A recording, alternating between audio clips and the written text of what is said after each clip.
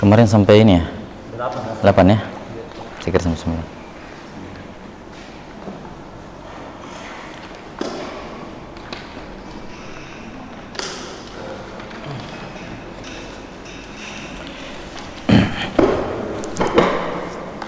Baik, kita mulai.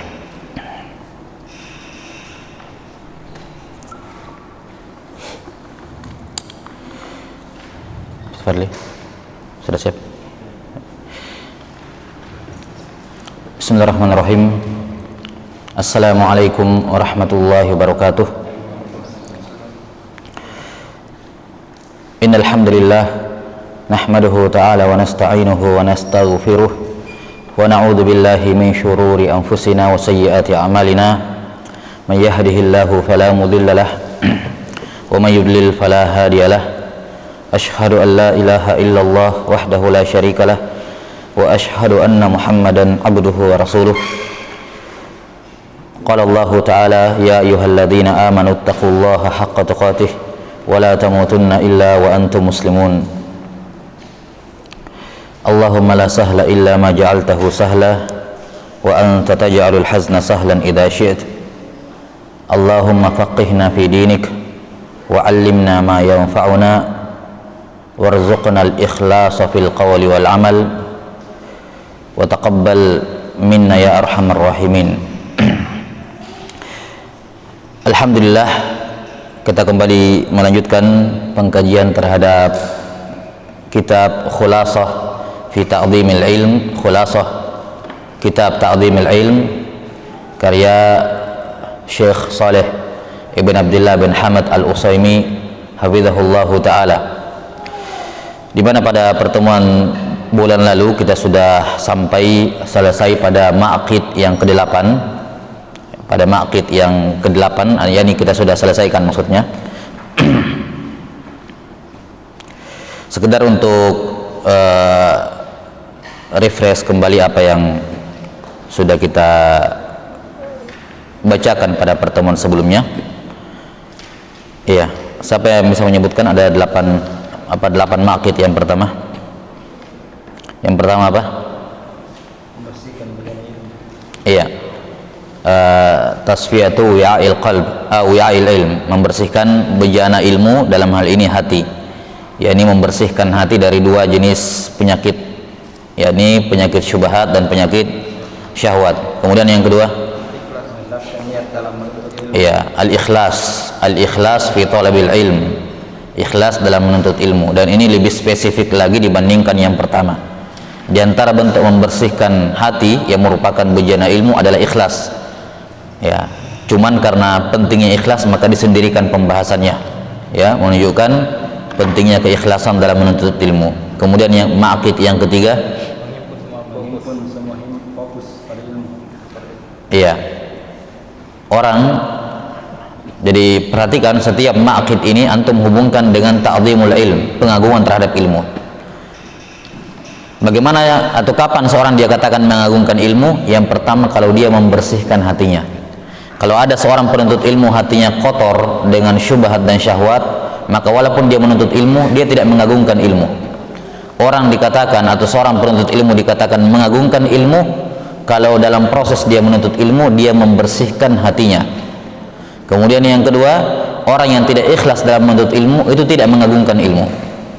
Dan kembali kepada poin awal, besar atau banyak sedikitnya ilmu yang diperoleh oleh seorang tergantung dengan besar kecilnya ta'zim dia, pengagungan dia kepada ilmu. Dan ditekankan bahwa yang dimaksud dengan banyak sedikit di sini bukan kuantitas tapi apa? Kualitas, yakni ilmu yang bermanfaat, ilmu yang berberkah.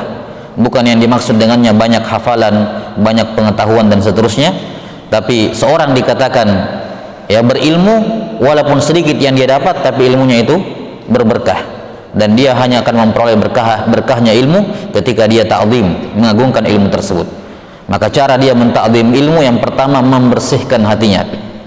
Ya, maka penuntut ilmu macam apa yang membiarkan hatinya itu larut dalam syubhat dan syahwat, itu orang tidak memuliakan ilmu. Penuntut ilmu seperti itu tidak memuliakan ilmu yang dia tuntut. Ketika di tengah proses dia menuntut ilmu, dia membiarkan hatinya terkotori dengan syubhat dan syahwat. Ya, kemudian yang kedua, seorang penuntut ilmu mengagungkan ilmu dengan cara ikhlas dalam menuntutnya. Kapan seorang menuntut ilmu namun tidak ikhlas, maka hakikatnya dia tidak mengagungkan ilmu tersebut. Dia tidak akan mendapatkan keberkahan pada ilmu yang dia dapatkan. Kemudian yang ketiga, fokus menghimpun semua potensi yang dia miliki lahir batinnya untuk ilmu. Untuk ilmu. Seorang dikatakan mengagungkan ilmu kalau dia ya mengerahkan semua juhud, semua kesungguhan dan potensi yang dia miliki untuk ilmu. Kalau ada orang penuntut ilmu cuman mau-mau tidak-tidak, ya, nanti ada waktu kosong baru menuntut ilmu, nanti lagi tidak ada kegiatan baru membaca, baru menulis, ya, nanti kosong dari, ya, habis kuotanya baru menoleh ke ilmu. Nah, ini orang tidak mengagungkan ilmu. Ya, tidak mengagungkan ilmu. Walaupun dia belajar tiap hari, tapi dia tidak mengagungkan ilmu. Kenapa? Dia tidak mengerahkan juhud dan potensinya semaksimal mungkin untuk menuntut ilmu. Kemudian yang keempat, memfokuskan juhud tadi itu, juhud dan potensi tadi itu diarahkan kepada ilmu Quran dan Sunnah. Karena inilah asal ilmu yang bermanfaat. Semua ilmu yang bermanfaat berpulang kepada Al-Quran dan As-Sunnah. Ya, maka seorang Muslim, ilmu yang wajib bagi dia untuk dia pelajari adalah ilmu Quran dan Sunnah. Namun, ya, ilmu Quran dan Sunnah itu memiliki ilmu-ilmu pelayan, ilmu-ilmu alat. Maka untuk memahami Quran dan Sunnah, seorang penuntut ilmu juga belajar bahasa Arab, belajar usul fiqh, belajar usul tafsir, belajar usulul hadis. Ya, seorang yang tidak mengarahkan, ya, potensi dia untuk mempelajari Quran dan Sunnah serta ilmu-ilmu yang menjadi penunjang dari Quran dan Sunnah, itu tidak mengagungkan ilmu. Tidak mengagungkan ilmu. Ya. Kalau apa? Ilmu yang dituntut tidak jelas, ya, tidak jelas, ya, tidak kembali kepada Quran dan Sunnah atau kepada ilmu-ilmu yang menjadi pelayan Quran dan Sunnah. Kemudian yang kelima, menempuh jalan kesampaian. Ya, sulukul jaddah, menjalani metode yang sudah dijalani oleh para ulama terdahulu. Karena menuntut ilmu itu sama seperti yang lain, bukan perkara yang baru. Sudah ada jalannya dan sudah jutaan orang yang berhasil di situ. Maka kalau mau berhasil, nggak usah bikin jalan lain, ikut saja jalan yang sudah ada. Maka membuat, ya, seorang belajar menuntut ilmu, kemudian dia tidak mau menempuh jalan ulama terdahulu dalam menuntut ilmu, maka dia tidak mengagungkan ilmu tersebut. Dia mau menuntut ilmu, rajin menuntut ilmu, tapi tidak mau membaca, tidak mau menulis, tidak mau menghafal, ya, ini tidak mengagungkan ilmu. Ya, orang yang menuntut ilmu tapi tidak menghafal ilmu tersebut, dia tidak mengagungkan ilmu yang dituntut. Kenapa? Karena menghafal bahagian dari apa? Jalan para ulama terdahulu. Maka di antara bentuk pengagungan kepada ilmu adalah menulis ilmu, menghafalkan ilmu, menjaga hafalan ilmu, ya, dan seterusnya, dan mengamalkan ilmu tersebut tentunya. Inilah jadah, jalannya para ulama terdahulu. Siapa yang tidak menempuh jalan itu, maka walaupun dia menghabiskan umurnya menuntut ilmu, dia tidak dianggap mengagungkan ilmu dan akan minim manfaat yang dia dapatkan dari ilmu yang dituntut seumur hidupnya. Kemudian yang keenam, ya, al-aham fal muhim. Ya. Seorang dalam menuntut ilmu harus sistematis dan runut. Mulai dari al-aham yang paling urgen dulu, baru al-muhim, baru yang urgen setelahnya. Ya, dan ini dimaklumi, semua yang namanya pengetahuan tidak bisa langsung dimasukkan semua dalam kepala, tidak mungkin. Ya, tidak bisa. Maka dipelajari sedikit demi sedikit secara sistematis dan teratur. Dimulai dari apa yang bisa ditangkap oleh akalnya, difahami oleh akalnya. Kemudian ketika berkembang akalnya dengan ilmu yang baru, dikembangkan lagi, ditambahkan lagi informasi-informasi yang baru dari ilmu tersebut. Maka bukan orang yang mengagungkan ilmu, belum apa-apa sudah pergi baca Fathul Bari misalnya, ya, dia belum bisa bahasa Arab, ya, dia ngomong masalah politik, masalah tahziran, masalah bid'ah, ya, belum apa-apa. Ini tidak mengagungkan ilmu, tidak mengagungkan ilmu, ya. Karena perkara kesyirikan yang tersembunyi, bid'ah secara umum itu perkara yang khafi, perkara yang tersembunyi, dan seorang penuntut ilmu bukan waktunya dia berbicara seperti itu.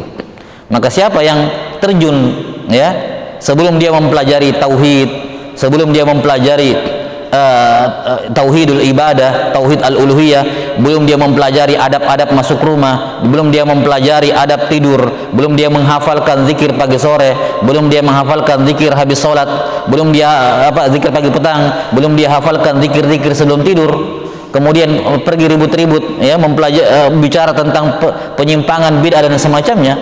Ini orang tidak mengagungkan ilmu, dia tidak akan mendapatkan ilmu yang bermanfaat. Kenapa? Tidak sistematis dan tidak runut belajarnya. Ada urutan, dan ini termasuk dari penjabaran poin yang sebelumnya, yaitu sulukul jaddah. Para ulama terdahulu begitu metodenya. Mereka hanya akan mengurusi ya penyimpangan dan bid'ah ketika mereka sudah sampai dalam jenjang yang layak mereka berbicara. Sebelum itu mereka sibuk dengan diri mereka sendiri, memperbanyak ilmu ya, menuntut jalan menempuh jalan yang benar dalam menuntut ilmu. Kemudian yang ketujuh,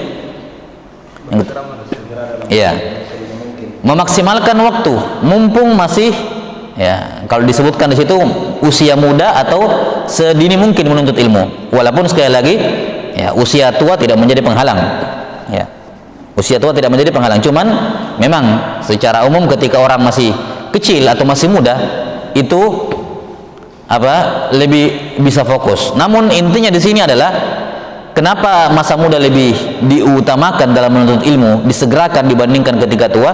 Sebenarnya bukan faktor usia masalahnya, tapi intinya adalah normalnya ketika orang sudah tua sudah banyak pikirannya, sudah memikirkan keluarga, anak, pekerjaan, pensiun, apa macam-macam.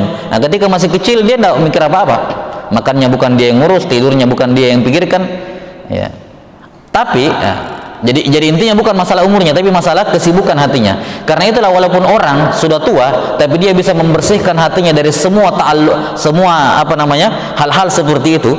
Dia bisa membersihkan fikirannya dari semua keterkaitan seperti itu, maka dia juga bisa meraih. Karena itulah kata Al-Bukhari rahimahullah, wa kana ashabun Nabi sallallahu alaihi wasallam yata'allamuna fil kibar. Ya, bahwa para sahabat Nabi sallallahu alaihi wasallam mulai menuntut ilmu pada usia tua 40 tahun.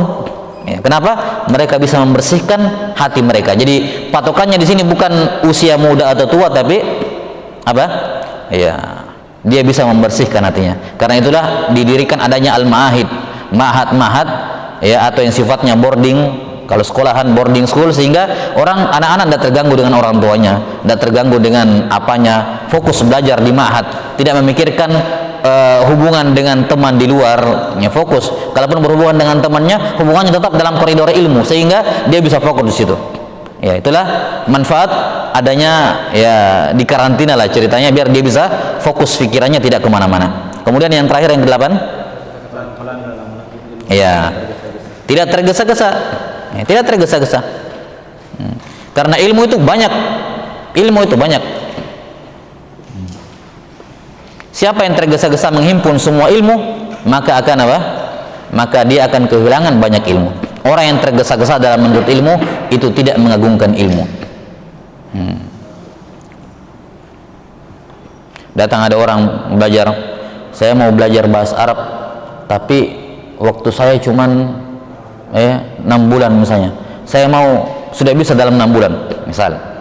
Ya, ini ya terlepas dari adanya kemungkinan dan seterusnya, tapi ya, orang terburu-buru dalam menuntut ilmu ya, ingin segera ya menjadi seorang alim dalam tempo waktu yang singkat, itu hal yang sangat sulit, kalau nggak mau dikatakan mustahil ya. Karena itulah kalau kita lihat para ulama terdahulu ya, Sufyan ibn Uyainah mulazamah kepada Amr bin Dinar selama 20 tahun ya, dan para ulama lain mulazamah, mereka duduk berguru ya kepada seorang guru ya, mempelajari ilmu sedikit demi sedikit ya, sabar dalam mengumpulkan kata demi kata, kalimat demi kalimat, masalah demi masalah, yakni permasalahan ilmu maksudnya, dikumpulkan sampai terkumpul padanya ilmu yang banyak.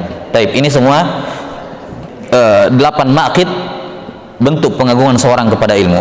Selanjutnya kata Syekh hafizahullah taala, al-ma'qidut tasi', pengagungan yang ke-9, bentuk pengagungan yang ke-9, as-sabru 'alal ilmi tahammulan wa ada'a. As-sabru fil ilmi tahammulan wa ada'a. Bersabar. Sebelumnya semua peserta sudah dibagikan semua bukunya kan? Sudah fotokopian? Dibawa semua? Ada semua? Iya. Ada yang belum dapat?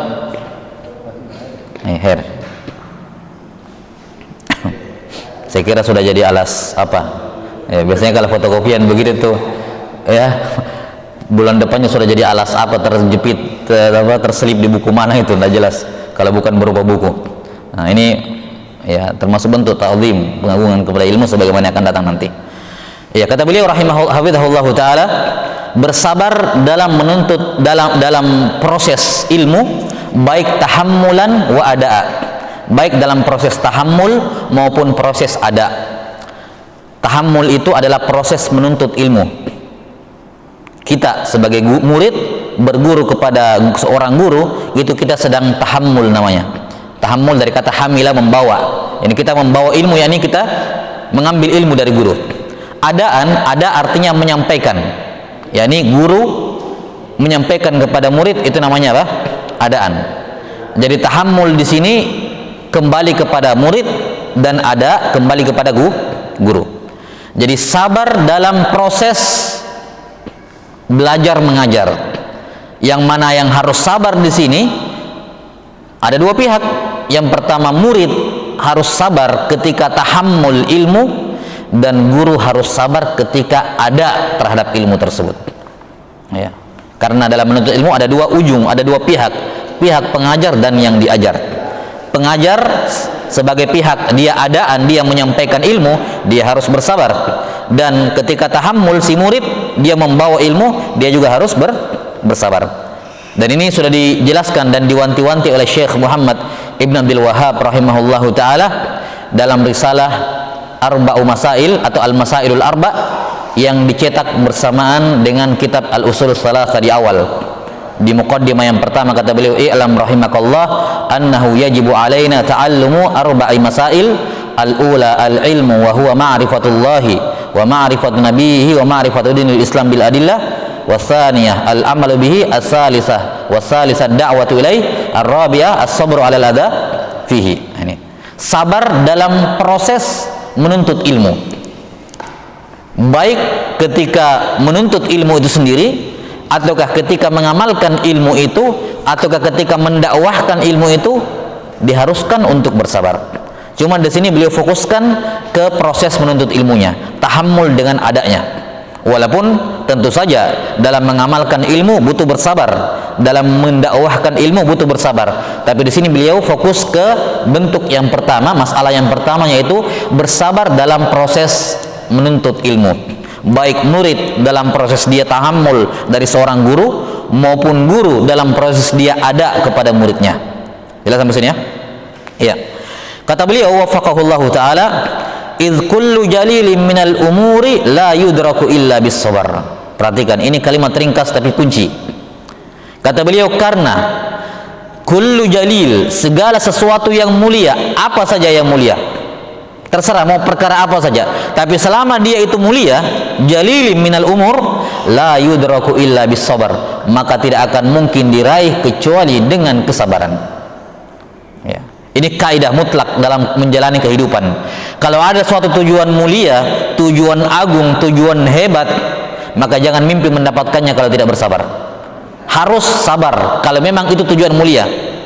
Kalau itu tujuan rendahan, itu tidak perlu sabar, gampang didapat. Kalau tujuannya itu tujuan rendahan, hina, tidak perlu sabar, mudah untuk didapatkan.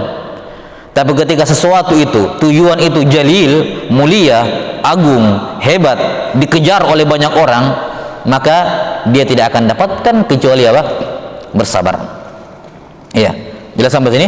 Maka seorang hamba tidak akan mungkin meraih perkara-perkara besar, kebaikan-kebaikan besar, kecuali jika dia menahan dirinya untuk fokus ke situ, dia kejar sampai dia dapat. Ini kembali kemarin dalam pembahasan di yang ketiga, apa, jamul himmah, fokus ke situ. Ya. Seorang yang profesional, ya istilahnya orang profesional kali ya, seorang yang profesional dalam mengejar satu tujuan, dia akan memfokuskan semua miliknya menuju kepada apa yang dia tuju, dan dia tidak akan berhenti sampai dia dapat. Itu orang profesional, ya kan? Profesional dalam mengejar kebaikan, jangan berhenti sampai dapat, dan itu dibutuhkan kesabaran yang besar, ya. Karena itulah kesabaran merupakan sarana terbesar, ya, tentunya setelah taufik dan izin Allah Ta'ala tentunya, ya. Setelah itu sabar merupakan sarana terbesar, jalan terbesar seorang untuk mendapatkan kemuliaan. Perkara apapun kemuliaan itu, selama sesuatu itu mulia, maka dia tidak akan didapatkan kecuali dengan kesabaran, ya, kecuali dengan kesabaran. Kata beliau, wa a'dhamu syai'in tatahammalu bihi nafsu talabal ma'ali tasbiruha alaihi.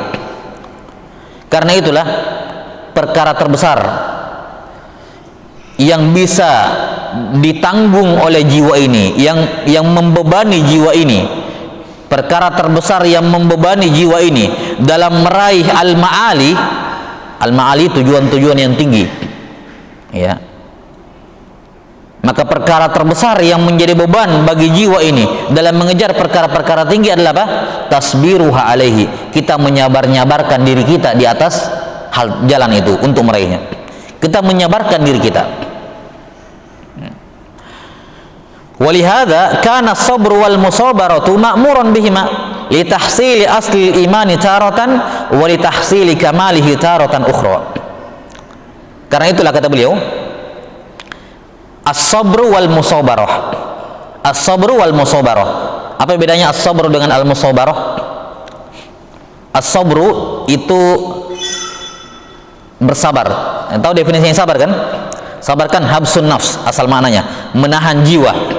Menahan jiwa, ya, untuk tetap berada pada sesuatu. Makanya orang di penjara dikatakan mahbus, ya, ini dia tidak bisa kemana-mana, di penjara, dikelilingi dinding, ya, teralis. Nah, orang yang bersabar itu seperti di penjara, dia tidak bisa kemana-mana, dia fokus saja di situ tinggal, ya. Maka orang yang bersabar dalam mengejar sesuatu, dia fokuskan hatinya untuk selalu mengarah ke sana saja, dia tidak kemana-mana, tetap ke situ saja tujuannya, ya. Apa bedanya as-sabru dengan al-musabarah? As-sabru maknanya adalah bersabar ketika tidak ada lawan. Bersabar ketika tidak ada lawan. Maksudnya tidak ada lawan di sini apa? Tidak ada hal-hal yang bisa menghilangkan kesabarannya atau menafikan kesabarannya. Sementara al-musabarah itu bersabar ketika menghadapi gangguan, ketika ada lawan dari kesabaran tersebut, itu musabarah. Karena wazan mufa'alah dalam bahasa Arab, mufa'alah itu menggambarkan ada dua pihak, ya. Jadi musabarah artinya bersabar dalam menghadapi hal-hal yang mengganggu kesabarannya, yang bisa membuat dia untuk tidak bersabar. Misalnya nih, misalnya seorang penuntut ilmu belajar biasa, tidak lapar, nggak ngapa-ngapain, fit, moodnya tinggi, ini kemudian dia fokus ke situ, ya dia sabar dalam menuntut ilmu. Tapi tiba-tiba datang ngantuk ini menghalangi dia untuk menuntut ilmu, lawannya menuntut ilmu dia. Maka apa? Ketika dia bersabar menahan ngantuknya, ini namanya musabarah.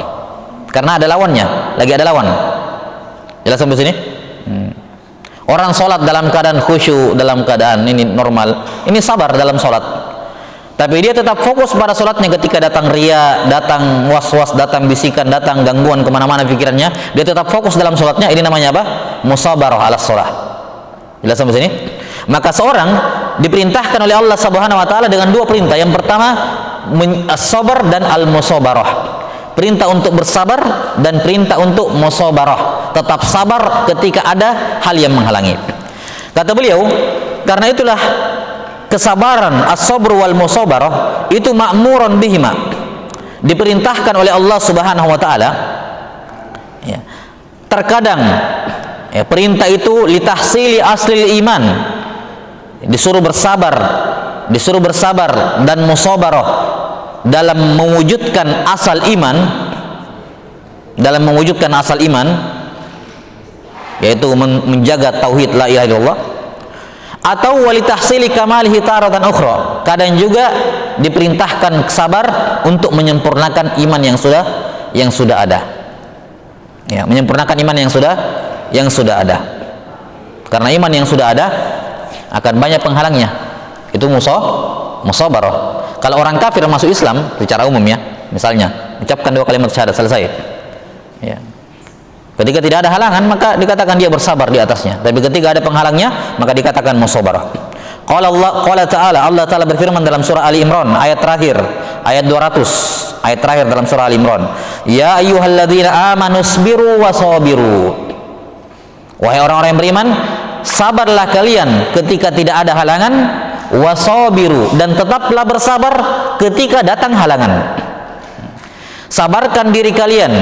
Ini kalau dalam konteks menuntut ilmu sekarang, sabarkan diri kalian dalam mengambil ilmu dari guru kalian ketika tidak ada hal-hal yang menghalangi, dan tetap sabar kamu belajar kepada gurumu ketika ada hal-hal yang menghalangi. Apakah sikap gurumu, atau kamu kekurangan biaya, atau tempatnya yang jauh, tempat belajarnya yang jauh, ya, atau ada hal yang kamu tidak suka dari gurumu, itu semua penghalang. Siapa yang meninggalkan menuntut ilmu karena ketika ada penghalang, maka dia tidak musabarah. Ya, jelas sampai sini? Orang yang bisa bersabar ketika tidak ada penghalang, semua orang bisa. Tapi kesempurnaan, kejujuran seorang penuntut ilmu terlihat ketika ada perkara yang menghalangi menuntut ilmunya, tapi dia tetap menuntut ilmu. Disitulah dia lihat, dia menuntut ilmu karena siapa? Karena Allah atau karena yang lain. Demikian pula seorang guru. Hai guru, sabarlah kamu dalam mengajar murid-muridmu ketika ketika dalam kondisi normal semua baik-baik saja, muridmu cepat paham semuanya, pintar-pintar, ya, dan seterusnya, ya. Dalam kondisi kamu juga cukup sehingga tidak membutuhkan pekerjaan di luar, dan tetap kamu harus bersabar wahai guru ketika ada penghalang bagi kamu. Kamu sendiri kekurangan ekonomimu, murid-muridmu ada yang berapa yang nakal-nakal, ada 2-3 orang yang dikasih paham tidak paham-paham, capek, ya. Ya, ada yang ini, sabar. Ketika ada penghalang disuruh bersabar. Maka seorang penuntut ilmu, ya, sabar dia ketika tidak ada penghalang, dan itu biasa, itu lumrah, itu normal. Sabar ketika tidak ada penghalang itu normal. Tapi yang menunjukkan, ya, dia sebagai seorang penuntut ilmu yang profesional adalah tidak membiarkan semua penghalang-penghalang itu untuk membiarkan dia, menghentikan dia menuntut ilmu. Itulah al-musabarah, di atas tahammul ilmu, dalam mengambil ilmu. Wa qala ta'ala dalam surah Al-Kahfi ayat 28, wasbir nafsaka ma'al ladzina yad'una rabbahum bil ghadati wal 'ashi. Wasbir nafsaka ma'al ladzina yad'una rabbahum bil ghadati wal 'ashi yuriduna wajhah. Sabarkanlah dirimu hai Muhammad. Bayangkan Nabi Muhammad SAW saya disuruh menyabarkan dirinya. Sabarkan dirimu. Ya. Apa perintah kepada beliau SAW? Sabarkan dirimu bersama dengan orang-orang yang berdoa kepada Tuhannya di waktu pagi dan petang karena mereka mengharapkan wajah Allah, yakni ikhlas kepada Allah Ta'ala. Maka Allah Subhanahu wa Ta'ala menyuruh Nabi SAW untuk bersabar fi khassati nafsih, khusus untuk diri beliau sendiri. Kamu sebagai Nabi, sebagai pengajar, sabarkan dirimu menghadapi orang-orang yang mereka ini sudah berusaha semaksimal mungkin untuk berdoa kepada Allah di pagi dan petang, yakni diantaranya menuntut ilmu. Beliau SAW disuruh bersabar menghadapi para penuntut ilmu dari kalangan sahabat beliau, ya.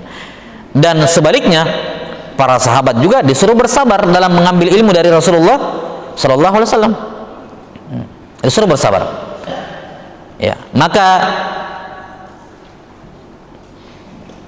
suasana yang kondusif dalam majelis, dalam proses belajar mengajar hanya akan terwujud ketika seorang guru menjadi guru yang profesional dan seorang penuntut ilmu juga profesional. Artinya apa? Dia tidak sangkut pautkan urusan lain di luar dari penuntut ilmu. Guru misalnya jadwal mengajarnya, aduh habis berantem di rumah, tidak mengajar, tidak enak perasaannya, ini tidak profesional.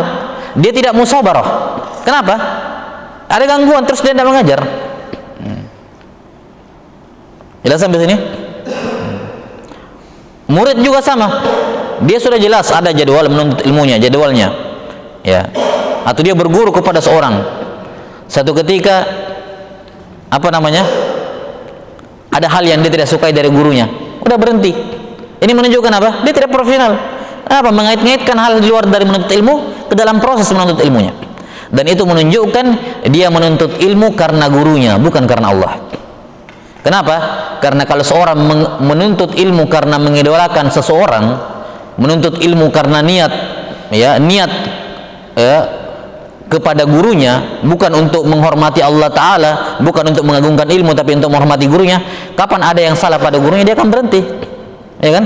Kan begitu kan tabiatnya orang, apa namanya, kalau artis punya fanbase-nya kan ya. Ya, dia punya fan kan. Kalau idolanya kenapa sudah ditinggalkan. Kalau udah cocok dengan maunya ditinggalkan. Ya kan? Fan kan begitu, apalagi fan yang fanatik.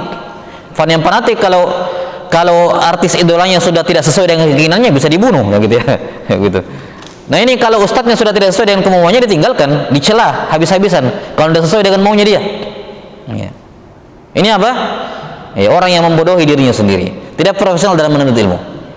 Nah, jelas sampai sini, maka hal ini hanya bisa, suasana menuntut ilmu hanya bisa kondusif ketika setiap pengajar, demikian pula setiap pembelajar profesional. Jangan ikut-ikutkan masalah lain ke dalam menuntut ilmu.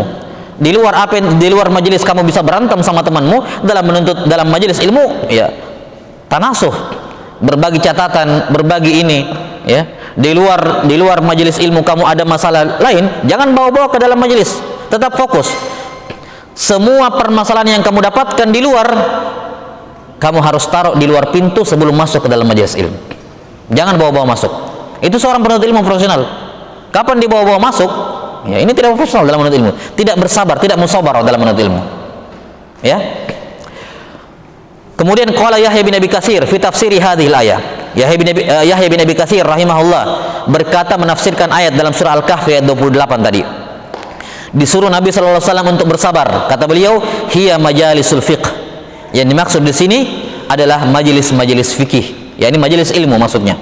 Majelis ilmu disuruh seorang bersabar di situ. Maka kalau Anda punya majelis rutin yang diikuti, ya, apakah sifatnya intensif, ya, maka apa? Sabarkan diri di situ. Jangan peduli apapun yang terjadi di luar. Dan jangan bawa-bawa di luar masuk ke dalam. Sabarkan dirimu di situ. Wasbir nafsaka. Nabi Muhammad SAW disuruh sabarkan dirimu di tengah-tengah mereka, wahai Muhammad. Kamu akan dapati hal-hal yang tidak mengenakan dari mereka, tapi sabarkan dirimu di tengah mereka. Karena itu sudah menjadi resiko pergaulan. Nah, siapa yang mencari guru yang tidak ada salahnya, dia tidak akan temukan. Sebagaimana siapa yang mencari murid yang cepat pintar semuanya, ya, cepat hafal, dia tidak akan sempurna mendapatkan. Ya. Wala yuhassila ahadun ilma illa bis-sabr. Nah, perhatikan, ini sudah kepastian dan keharusan. Jangan pikir ada kemungkinan lain, ada potensi 0,0 sekian persen. Tidak ada. Kata beliau, tidak ada seorang pun yang akan meraih ilmu kecuali sabar. Tidak ada seorang pun yang akan dapat ilmu kecuali dengan kesabaran. Tanpa kesabaran seorang tidak akan mendapatkan apa-apa. Kenapa? Karena ilmu adalah asyraful asya. Ilmu adalah perkara yang paling mulia, dan sudah disebutkan di awal apa? Sesuatu yang mulia tidak akan bisa diraih kecuali dengan kesabaran. Ya. Qala Yahya bin Abi Katsir aidan. Kembali beliau membawakan ucapan Yahya bin Abi Katsir, la yustata'ul ilmi bi rahatil jism. Nah, ilmu tidak akan diraih dengan badan tubuh yang santai. Ya. Ini riwayat Imam Muslim. Masya Allah, ini apa namanya? Asar ini baru berlalu 2 malam lalu, ya, ketika kami mengikuti majelis Sahih Muslim dari Syekh Hamid Akram Al-Bukhari hafizahullah. Ini hadis atau asar ini dibawakan oleh Imam Muslim rahimahullahu taala di akhir hadis ketika beliau memaparkan hadis tentang sifat mawaqitus shalah, hadis Jibril. Ya, hadis Jibril. Ya, Imam Muslim rahimahullah membawakan hadis Jibril ini tentang waktu-waktu salat, ya, tentang waktu-waktu salat, bukan hadis Jibril yang ini ya, versi ringkasnya, ya. Itu dibawakan dari beberapa jalan, dari banyak guru. Gurunya macam-macam, ada yang dari negara ini, ada yang dari negara ini, ada yang negara itu, ada yang negara ini. Dibawakan semua hadis-hadisnya sanadnya oleh Imam Muslim dari berbagai guru beliau yang tinggal di berbagai negara. Bila sampai sini, setelah dipaparkan semua jalan-jalannya, beliau kemudian menutup bab itu, bab tentang waktu-waktu salat itu dengan ucapan Yahya bin Abi Katsir, membawakan sanadnya sampai ke Yahya bin Abi Katsir, kemudian mengatakan, ya, la yusafa'ul ilm bi rahatil jism. Ilmu tidak akan diraih dengan tubuh yang santai. Ya, maka para ulama berbeda pendapat apa hikmahnya atau apa alasan Imam Muslim membawakan asar ini di dalam pembahasan waktu-waktu salat. Apa hubungannya? Kalimat ini tidak ada hubungannya dengan waktu-waktu salat. Dijelaskan oleh para ulama, ya, bahwa seakan-akan Imam Muslim mengatakan bahwa ini bukan bermaksud untuk pamer atau apa, hanya ingin menunjukkan ini hadis tentang hadis waktu sholat ini saya tuntut dari banyak guru saya, dan bukan di satu kota, dari berbagai negara. Saya jalan keliling kumpulkan ini hadis, jalan-jalan hadisnya. Ya, saya berjalan kaki atau berkendara onta, ya, di zaman dahulu keliling berbagai negara hanya untuk mengumpulkan jalan-jalan periwayatan hadis ini. Ya. Karena itulah beliau menutup dengan apa? Ucapan Yahya bin Abi Katsir, ilmu tidak akan diraih dengan apa? Badan yang santai. Ya. Untuk menunjukkan bahwa jangan kamu berharap mendapatkan ilmu kalau kamu memanjakan tubuhmu. Ya. Kehujanan kamu takut hujan, laparan kamu pergi makan, kapan ngantuk kamu langsung pergi tidur. Ya. Tidak akan kamu dapatkan kalau kamu memanjakan tubuhmu, mustahil. Ya. Secara ilmu hanya bisa didapatkan ketika dia punya sering melawan ngantuknya, sering begadang, ya, sering menahan lapar, ya, sering menahan lapar. Karena itulah ada kisah yang menarik, kalau nggak salah Abul Waqt As-Sijzi, saya lupa namanya. Beliau salah seorang pemegang sanad tertinggi dalam Sahih Bukhari di zaman-zaman dahulu. Disebutkan kisahnya kenapa beliau seperti itu.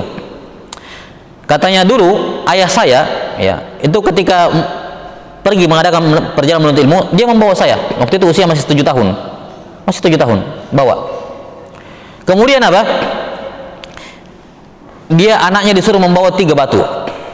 3 batu sambil jalan. Ketika sudah capek-capek ditanya sama bapaknya, kamu sudah capek belum? Katanya karena saya takut sama bapak saya tidak bilang capek, saya masih kuat. Ya. Padahal sudah capek. Tapi ketika melihat anaknya sudah ini, diambil 1 batunya, tinggal 2, jadi agak ringan, jalan lagi. Ya. Seperti itu lagi, diambil lagi setelah kelihatan capek anaknya, ya, diambil lagi 1 batu.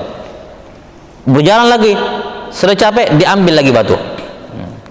Setelah capek, ya, kemudian apa, barulah digendong oleh ayahnya. Ya, setelah itu tidak lama diturunkan, kalau sudah ini jalan lagi.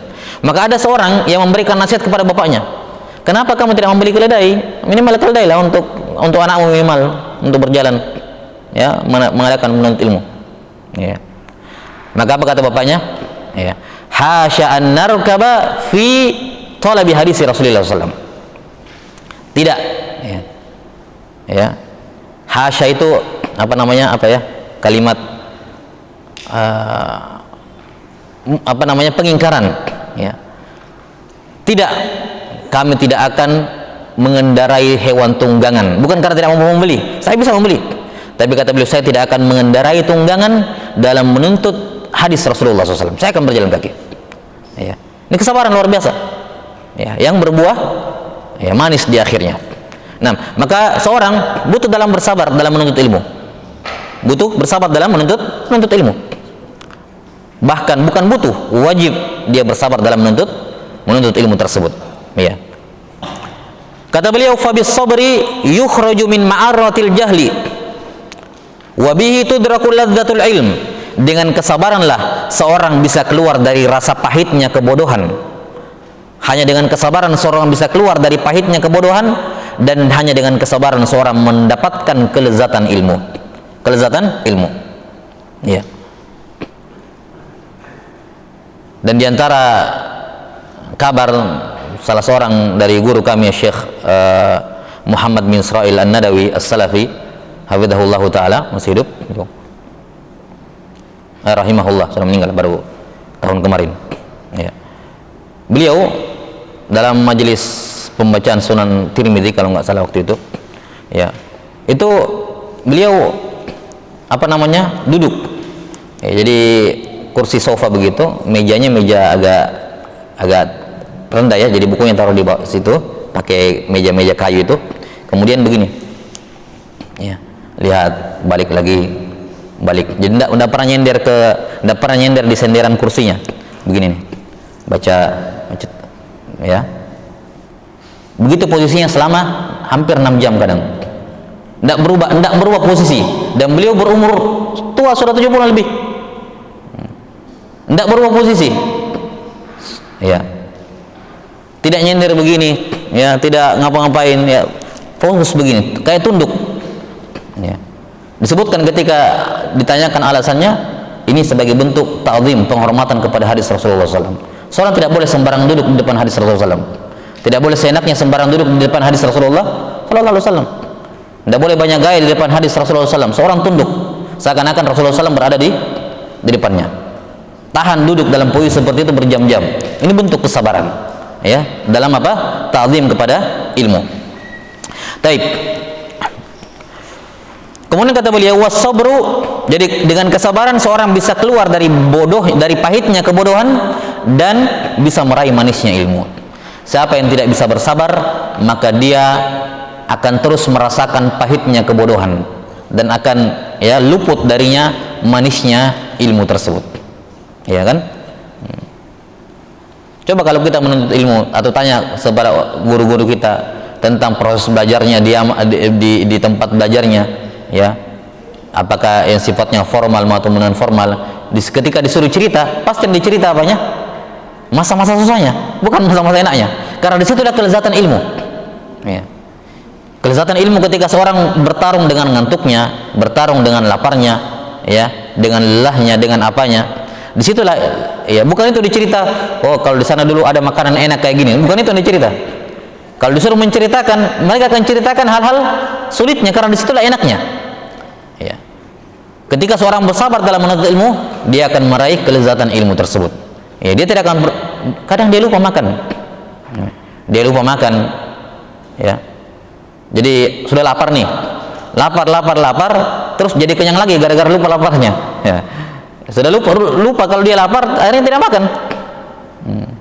Jadi lapar, habis lupa laparnya, lapar lagi, habis itu dilupa lagi. Jadi, ya, karena kenikmatan terbesar seorang, ya, seorang penuntut ilmu adalah ketika dia bersama dengan ilmu yang dia pelajari, dia melupakan semuanya, ya, dia melupakan semuanya.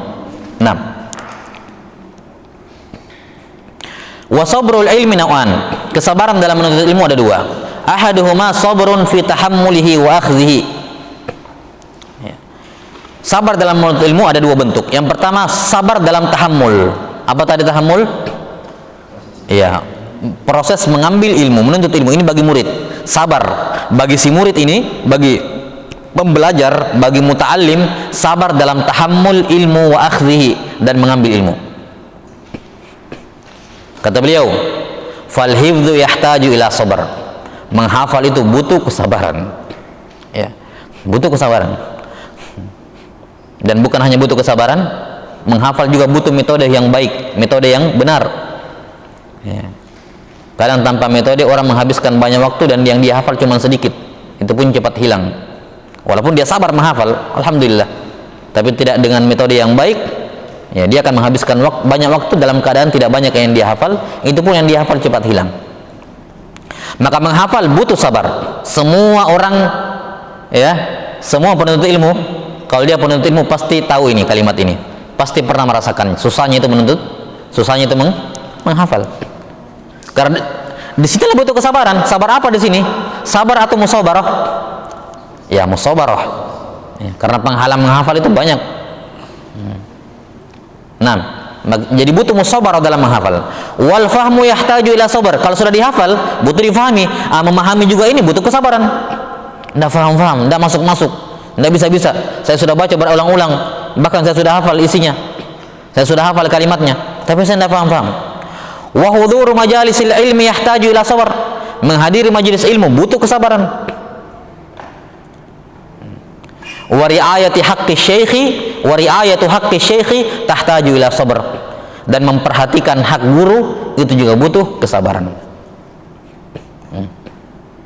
menghafal butuh bersabar, memahami butuh bersabar, menghadiri majalisul ilm butuh bersabar, dan menjaga hak guru itu butuh kesabaran.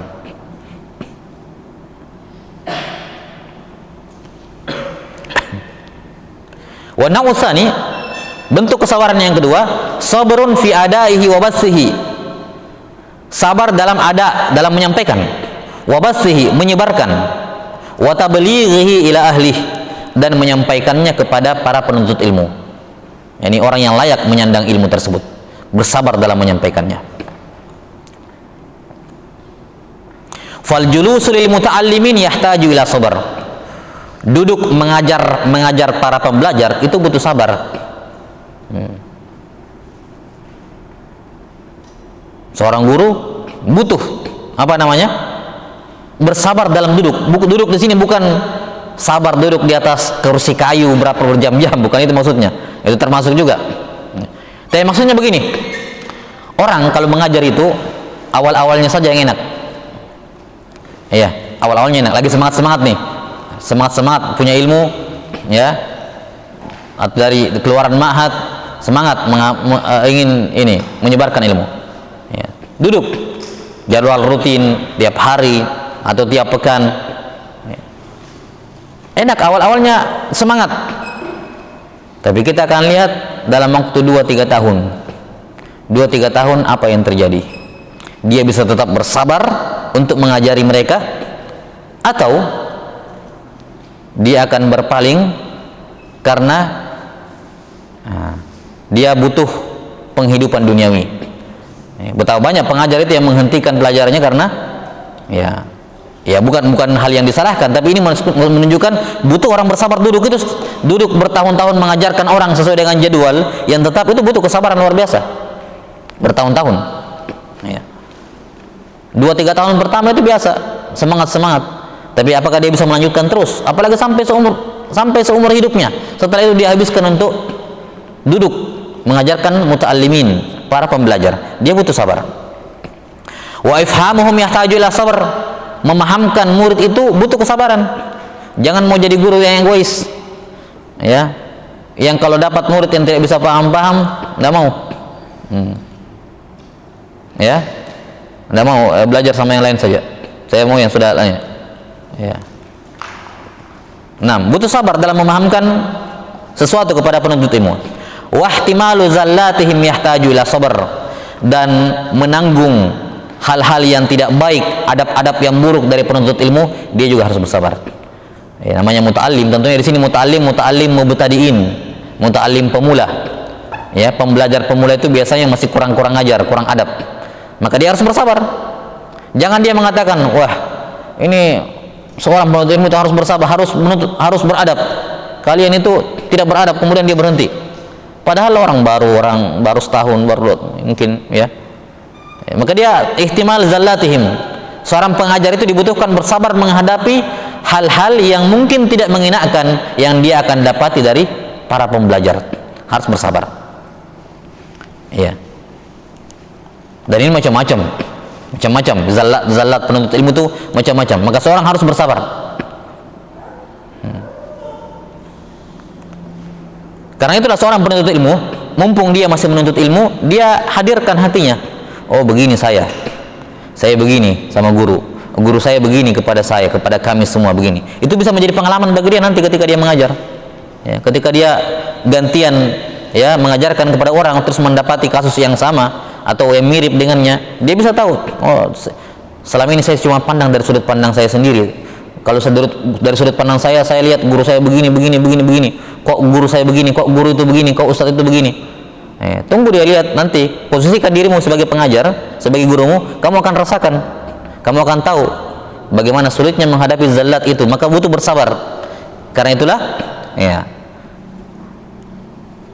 beradab kepada guru. Kalau seorang tidak beradab kepada guru, nanti kalau dia yang menjadi guru, dia akan dibala dengan guru, dengan murid yang kurang ajar juga. Ya kan? Al jaza min jinsil amal. Ya. Artinya kalau dia ketika proses penuntut ilmu itu tidak beradab kepada gurunya, ya dia akan, ya, tinggal menunggu waktu dia akan mendapatkan murid-murid yang juga seperti itu, tidak beradab kepada dirinya. Baik. Kemudian kata beliau, jadi ini dua ya. Bagi penuntut ilmu apa sabarnya? Menghafal, memahami, menghadiri majelis ilmu. Menghadiri majelis ilmu butuh bersabar. Ya. Jelas sampai sini? Jangan sudah tahu jadwalnya hari ini jam sekian, sengaja bikin acara di situ. Gimana caranya? Sudah jelas jadwal. Nah, di antara bentuk nau minan nifaq, di antara bentuk kemunafikan, tanda apa, syu'batu min syu'abin nifaq adalah menyelisih janji. Dan di antara bentuk janji adalah apa yang kamu sudah buat perjanjian dengan gurumu berupa jadwal. Kalau kamu sudah punya perjanjian dengan guru, jam sekian, hari sekian, waktu belajar, jangan bikin acara lain di situ. Itu bentuk kemunafikan. Kamu sudah berjanji hadir, gurumu sudah ulangkan waktu, mungkin dia juga punya kegiatan lain di hari itu, dia sengaja liburkan untuk memenuhi janji dia kepadamu mengajar kamu. Kemudian kamu dengan seenaknya, oh ada ini, ada acara ini, ada acara itu, dengan seenaknya seperti itu. Ini nau' minan nifaq. Idza wa'ada akhlaf. Di antara tanda kemunafikan, kalau dia berjanji dia mengingkari. Dan di antara bentuk janji yang sangat penting untuk ditepati adalah janji kepada guru dalam jadwal pelajarannya. Ya. Jam-jamnya, jam sekian masuk, jam sekian pulang. Ya, sengaja datang 1 jam setelahnya. Melanggar janji. Kita sudah janji ketemuan. Ya. Karena kalau seperti ini modelnya, gurunya juga seperti itu. Janji jam 9, jam 10, tidak ada uzur, sengaja dilambat-lambatin. Jadinya apa yang terjadi? Ya kan? Kacau. Gurunya mungkin sudah ada begini, ada ininya di rumah, ada anaknya di rumah, ada ininya. Sengaja dia ini kan untuk menepati janji dengan kamu jam sekian, kamu dengan seenaknya datang, ya, santai-santai, ya. Ini nau' minan nifaq. Ya, melanggar janji. Dari sampai sini, maka di antara seorang penuntut ilmu sedini mungkin, ya, ini perkara yang besar yang harus dia jaga, menepati janjinya dengan gurunya dalam hal jadwal. Maka dia harus bersabar dalam menghadiri majelis ilmu. Memang kalau di kajian-kajian maghrib isya kamu tidak akan dicari kalau aku tidak ngajar. Tapi ingat loh, gurumu itu mengosongkan waktunya datang ke masjid untuk mengajar kamu, terus kamu jangan seenaknya. Ya. Itu tidak ta'zim kepada ilmu, tidak mengagungkan ilmu. Ya. Memang kalau nggak datang nggak dicari. Ya kan? Dan ini tidak adil. Tidak adil gimana? Kalau dia tidak datang, gurunya tidak mempermasalahkan, tapi giliran gurunya tidak datang, dia marah-marah. Sudah jauh datang, gurunya tidak datang, dia agak kesel. Giliran dia tidak datang, gurunya tidak ada masalah. Ya. Jadi butuh bersabar dalam menghadiri majelis ilmu. Apa yang sudah jelas jadwalnya, ya, yang sifatnya rutin tiap hari atau tiap pekan, komitmen di situ, tepati janji. 6. Wa fawqa hadaini an-naw'aini min sabril ilmi as-sabru 'ala as-sabri fihima. Masyaallah. Jadi beliau sudah sebutkan 2 jenis sabar. Sabar dalam tahammul bagi si murid dan sabar dalam ada bagi si guru. Kata beliau, ada kesabaran yang lebih tinggi lagi dibandingkan 2 sabar itu. Apa itu? Sabar untuk menyabarkan diri di atas keduanya. Jadi sudah sabar nih, disabar-sabari lagi itu sabar. Maksudnya apa? Bersabar untuk bersabar. Itu tadi apa namanya? Musabarah. Itulah musabarah, sabar untuk bersabar. Kenapa? Kalau orang bersabar tidak ada gangguannya, ya sabar namanya. Tapi ketika ada gangguannya dia tidak bersabar, itu tidak musabarah. Maka apa? Ya, sabar itu perkara yang secara umum lebih mudah dibandingkan musabarah. Maka sabar dalam tahammul dituntut, sabar dalam ada dituntut, tapi musabarah di atasnya. Bersabar di atas kesabaran itu lebih dituntut lagi. Ya, itulah hakikat dari keistiqomahan. Apa keistiqomahan?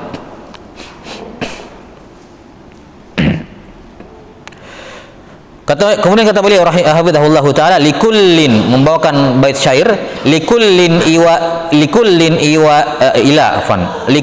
ila sya'wil ula wa sabatu walakin azizun fir rijali sabatu. Likullin ila sya'wil ula wa sabatu. Waw di situ bukan waw atof ya. Ya, wasabat dari kata wasbah. Ya. Likullin ila sya'wil ula wa sabatu walakin azizun fir rijali sabatu. Likullin, setiap orang, ila sya'wil ula, menuju tempat yang tinggi, menuju niat yang tinggi, wasabat, ada langkah menuju ke sana. Jadi kalau sesuatu itu tinggi mulia, pasti semua orang akan melangkahkan kakinya menuju ke sana. Ada wasabat, ada langkah-langkah menuju ke sana.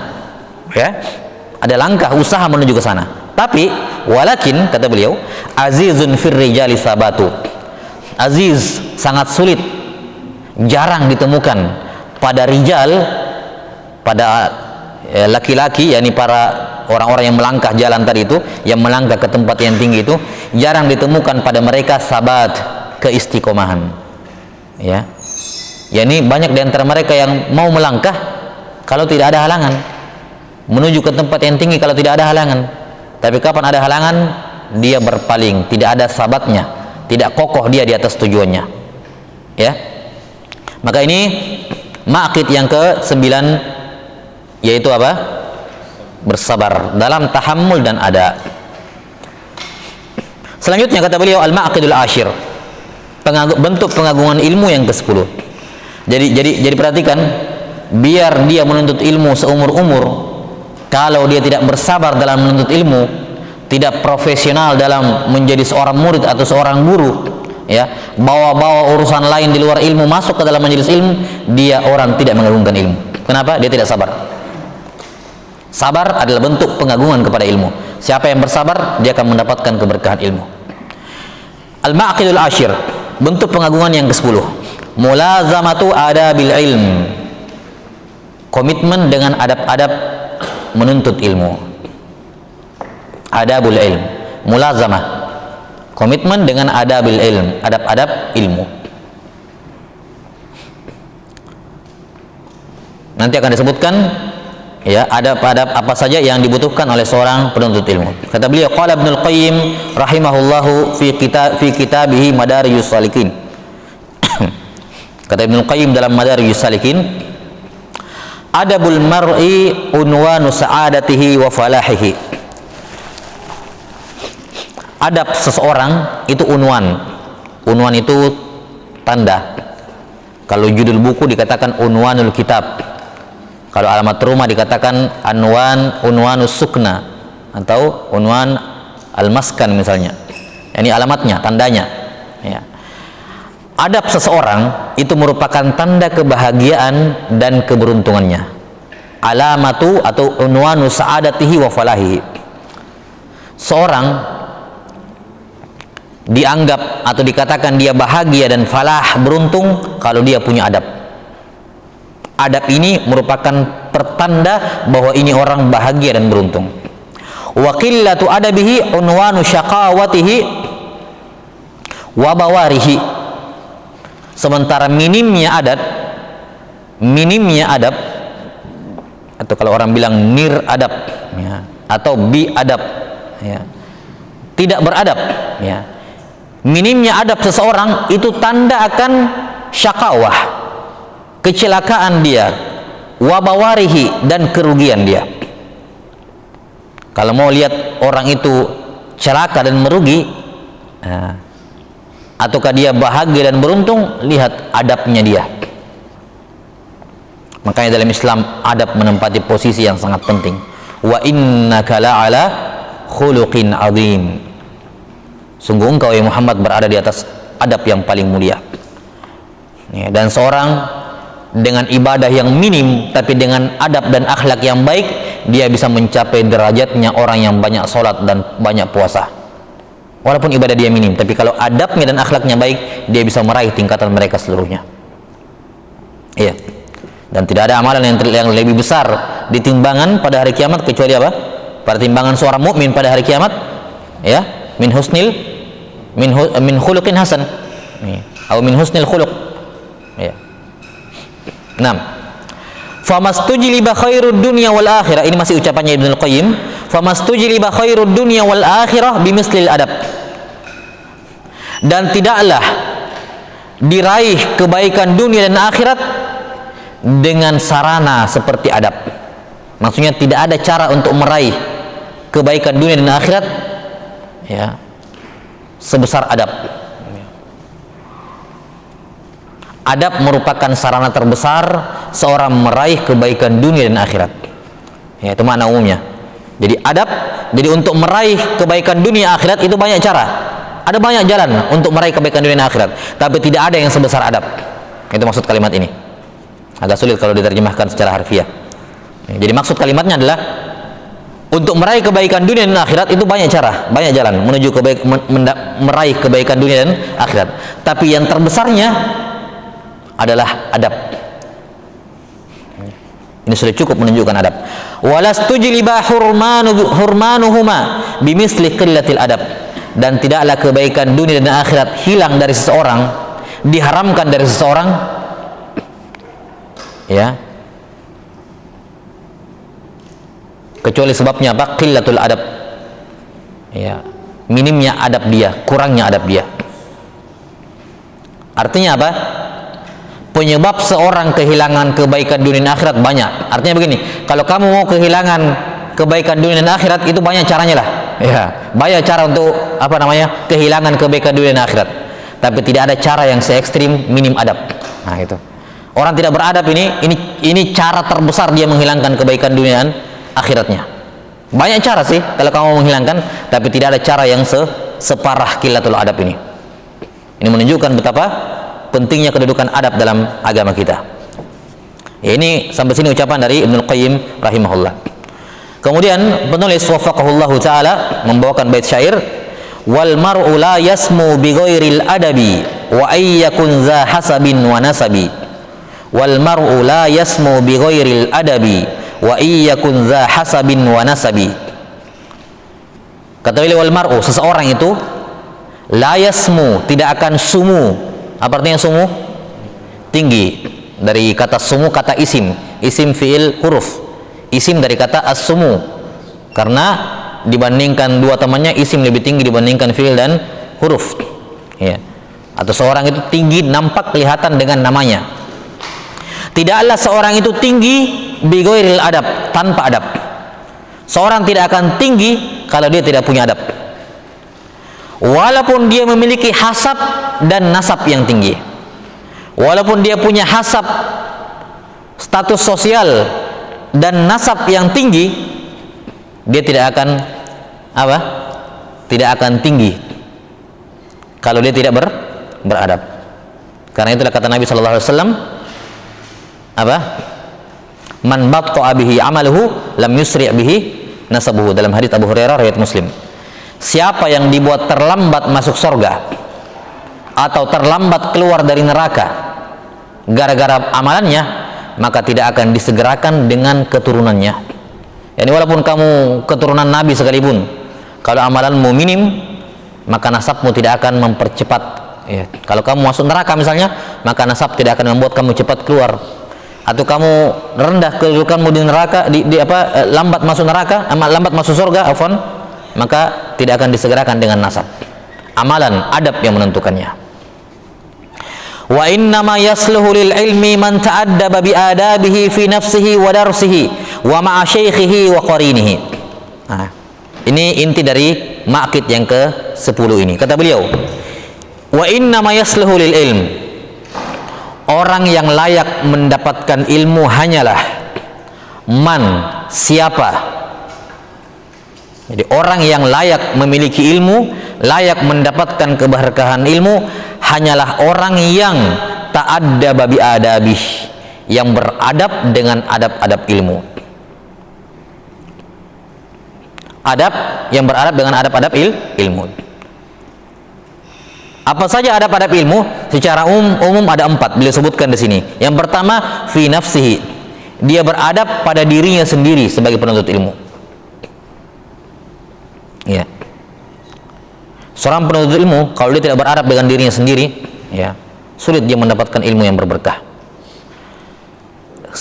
Adab yang kedua, wadarsihi, beradab kepada pelajarannya yang dia pelajari. Yang ketiga, wa ma'a syaikhihi, beradab kepada gurunya. Dan yang keempat, wa qarinihi, beradab dengan teman belajarnya, ya, qarinnya. Nah, seorang hanya akan mendapatkan ilmu yang berberkah kalau dia beradab pada 4 perkara ini. Pertama, pada dirinya, pada pelajaran yang dituntut, ilmu yang dituntut maksudnya, kepada gurunya dan kepada teman belajarnya. Siapa yang kehilangan satu adab di antaranya, maka dia juga kehilangan ilmu yang berberkah sebesar itu pula. Dan masing-masing dari 4 adab ini ada rinciannya satu-satu. Adab kepada dirinya, bagaimana rinciannya, ya. Adab kepada pelajaran, bagaimana beradab kepada ilmu yang dipelajari, ada juga poin-poinnya. Adab kepada guru juga ada poin-poinnya. Adab kepada teman juga ada poin-poinnya. Di sini sekali lagi, ta'zimul ilm ini hanya ya bisa dikatakan sebagai pointer permasalahan saja. Pointer saja. Rinciannya rujuk ke buku-buku yang khusus membahas tentang apa? Adab-adab penuntut ilmu. Ya, adab-adab penuntut ilmu. Ya. Baik. Tapi yang jelas ini 4 dia harus apa namanya? Lihat pada dirinya.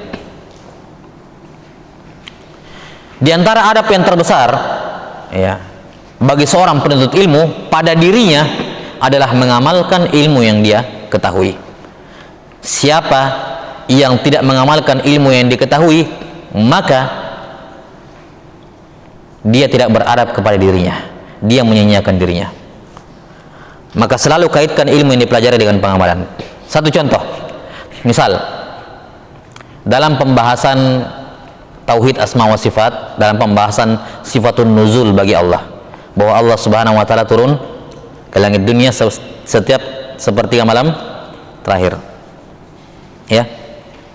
Ada seorang penuntut ilmu, dia ya tahu ini sifat Allah Subhanahu wa taala. Dalil-dalilnya jelas, seperti ini dalilnya. Ya, seperti ini dalilnya. Ya. Sekte-sekte lain yang menyelisih ini, ya begini alasan mereka dan begini sanggahannya. Udah, dia tahu semua. Dia sudah kuasai ini masalah nuzul. Dia sudah paham. Tapi tidak sholat malam. Tidak sholat lail. Mau diapain itu ilmu? Kenapa? Hadis nuzul apa itu? Allah turun ke langit dunia kemudian mengatakan apa? Hal min da'in fa'astajibalah. Apakah ada yang berdoa, saya akan jawab. Hal min mustaghfirin fa'aghfiralah. Apakah ada yang minta ampun, malam ini saya akan ampuni. Jelas sampai sini? Itulah faedah kita mempelajari hadis nuzul, bukan sibuk membahas dalil-dalilnya kemudian sanggahannya kepada Mu'tazilah, Jahmiyah yang membantah, kemudian dia tidak sholat malam. Terus apa gunanya kamu mengetahui sifat nuzulnya Allah? Allah turun ke langit dunia terus kamu tidak sholat malam. Apa gunanya? Tidak beradab kepada diri sendiri. Ya kan? Tidak beradab kepada diri sendiri. Kebanyakan orang penuntut ilmu memisahkan antara janib, antara sisi amaliyah dengan sisi ilmiah. Dikira menuntut ilmu itu sekedar yang penting kamu tahu selesai, masalah amal lain lagi. Nah, ini ya pelanggaran. Seorang muslim itu harus berpandangan tauhidi. Pandangan tauhidi. Ya. Istilahnya worldview-nya muslim. Cara pandang seorang muslim dalam memandang dunia dan akhirat itu dengan pandangan tauhidi. Satu kesatuan semua, tidak terpisah. Dunia dan akhirat satu kesatuan. Siapa yang memisahkan antara dunia dan akhirat, dia akan celaka. Dia akan banyak miss dalam ilmunya. Ya. Siapa yang memisahkan antara ilmu dan amalan, dia juga akan banyak miss dalam ilmunya. Satu kesatuan. Memisahkan antara ilmu akidah dengan fikih, ini kesalahan. Ya. Akidah dengan fikih lain. Ibadah itu fikih, akidah keyakinan itu akidah. Ya, keyakinan itu akidah, kalau amalan fikih. Ini kekeliruan besar. Ya. Karena dalam Islam tidak ada yang namanya sekuler, memisah-misahkan, mengkotak-kotakan, ya, yang tidak berhubungan satu sama lain. Tidak ada. Semua disiplin ilmu, cabang ilmu, apapun yang merupakan bagian dari Islam, bahkan dunia dan akhirat, langit dan bumi, semuanya satu kesatuan cara memandangnya. Seorang muslim. Maka jangan seorang kemudian ketika dia berbicara dalam proses menuntut ilmu yang dia pikirkan cuma ilmu pengetahuan, masalah mengamalkan lain lagi. Nah, seperti itu. Kenapa? Ya. Lihat, ini bentuk beradab kepada diri sendiri. Kalau kamu yakin dan kamu sudah tahu Allah punya sifat nuzul, ya salat malam lah. Kalau kamu sudah tahu Allah, kamu menetapkan sifat as-sama bagi Allah, Allah Maha mendengar, ya jaga bicaramu. Kalau kamu menetapkan Allah Ta'ala al-basar, ya jaga perbuatanmu. Kalau kamu menetapkan sifat-sifat Allah Ta'ala seluruhnya, nama-nama Allah seluruhnya, ya terapkan itu pada perbuatanmu sehari-hari. Itu seorang beradab kepada dirinya. Beradab kepada dirinya. Maka jangan dipisahkan antara sisi ilmiah dengan sisi amalia. Ini satu kesatuan, jangan dipisahkan. Orang beramal harus didasari oleh ilmu. Seorang berilmu diamalkan apa konsekuensi dari ilmu tersebut. Maka ini adab yang penting ya bagi seorang penuntut ilmu pada dirinya, yaitu apa? Laksanakan amalkan konsekuensi itu. Ya. Ada orang membaca Quran, menghafal Quran, ya, masuk di tahfiz, ya, berusaha menghafal Quran, tapi tidak pernah sholat malam, apa-apaan. Al-Quran itu erat kaitannya dengan sholat malam. Lihat dalam surah Al-Muzammil, baca dari awal sampai akhir itu, ya kan? Penghafalan Quran dikaitkan dengan apa? Sholat lail. Ya. Maka da'bus solihin, kebiasaan orang-orang soleh dari zaman dahulu. Ya, ini ditekankan oleh banyak ulama. Da'bus solihin, inilah ciri-cirinya orang soleh. Maka jangan ngimpi menjadi orang soleh kalau meninggalkan sholat lail. Ya. Jangan bermimpi. Dan selayaknya seorang penuntut ilmu meninggalkan sholat lail. Tidak bisa bangun tengah malam, ya, ba'da isya, habis sholat isya, habis sholat ba'da isya, langsung kerjakan di situ. Jangan tinggalkan, walaupun sekedar 2 rakaat plus 1 witir. Karena yang menjadi patokan dalam amal adalah dawam, rutin, biar sedikit. Ya. Maka ini adab kepada diri hendaknya diperhatikan oleh seorang penuntut ilmu. Seorang tidak beradab kepada dirinya ketika dia tidak sholat lail. Seorang penuntut ilmu baca semua biografi ulama dari zaman dahulu sampai zaman sekarang. Ya, disebutkan ciri-cirinya, sifatnya mereka semua apa? Tidak pernah meninggalkan sholat lail. Maka jangan berharap untuk menjadi bagian dari mereka kalau ya lalai dari sunnah yang mulia ini. Nah, beradab pada diri sendiri. Qala Yusuf ibn al-Husain, bil adabi tufhamul ilm. Kata Yusuf ibn al-Husain rahimahullah, dengan adablah ilmu itu bisa dipahami. Maka ini bahan renungan dan bahan apa namanya, ya, renungan lah bagi diri kita sendiri. Kalau kita ada belajar ilmu terus kita tidak paham, bisa jadi karena kita tidak beradab. Dan saya pikir sudah banyaklah pengalaman di lapangan. Tidak usahlah kita berbicara mengenai ulama mutaqaddimin, orang-orang teman-teman kita sekarang di kehidupan kita sekarang ini. Betapa banyak orang-orang, mungkin kita lihat teman kita, dia ini orangnya subhanallah susah untuk paham ilmu, susah ya, secara ini mungkin dibawa dari keumuman ya, agak susah menghafal, susah ini. Tapi ketika dia bersabar mengulang-ulang terus, biar yang lainnya temannya sudah cepat paham, dia paling lambat pahamnya. Tapi ketika dia iringi, dia dukung kelemahan hafalannya dengan usaha, dengan kesabaran, dengan pengulang-ulangan, dan dengan adab kepada seorang guru, ya, maka dia bisa mendapatkan hasil yang baik. Dan ini terbukti, ya, orang-orang yang tadinya lambat paham, tapi karena dia memiliki adab yang baik, ya, dia apa?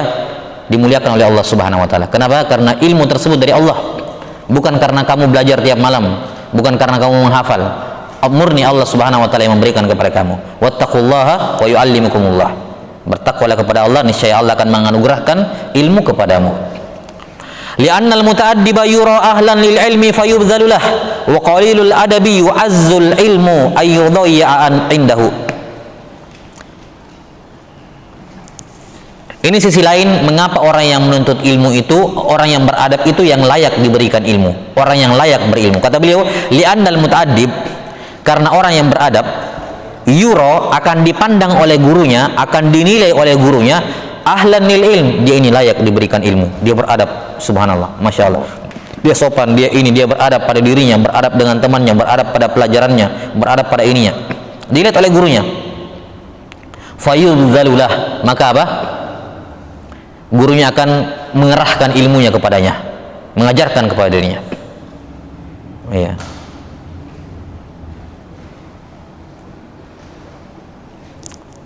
Karena itulah ma'ruf, kayak Imam Abu Hanifah rahimahullahu taala, ya, mendatangi Muhammad ibn Hasan Asy-Syaibani rahimahullah, salah satu dari murid terdekat beliau, ya. Ketika ada tidak menghadiri majelis-majelis beliau, ya, kemudian ternyata faktor ekonomi sehingga tidak datang belajar, dia bekerja. Maka didatangilah oleh Abu Hanifah rahimahullahu taala, kemudian ya Ketika disebutkan alasannya, Abu Hanifah mengatakan apa? Saya akan memberikan nafkah kepada dia dan kepada kamu, ini kepada ibunya. Yang penting anaknya belajar. Kenapa? Karena dia melihat potensi besar pada muridnya ini. Sebagaimana Imam Syafi'i rahimahullah taala kepada siapa? Al-Muradi, Rabi ibn Sulaiman, murid terdekat juga Imam Syafi'i. Kata beliau, seandainya saya mampu menyuapkan ilmu itu kepadamu, saya akan pahamkan, saya akan suapi ilmu tersebut.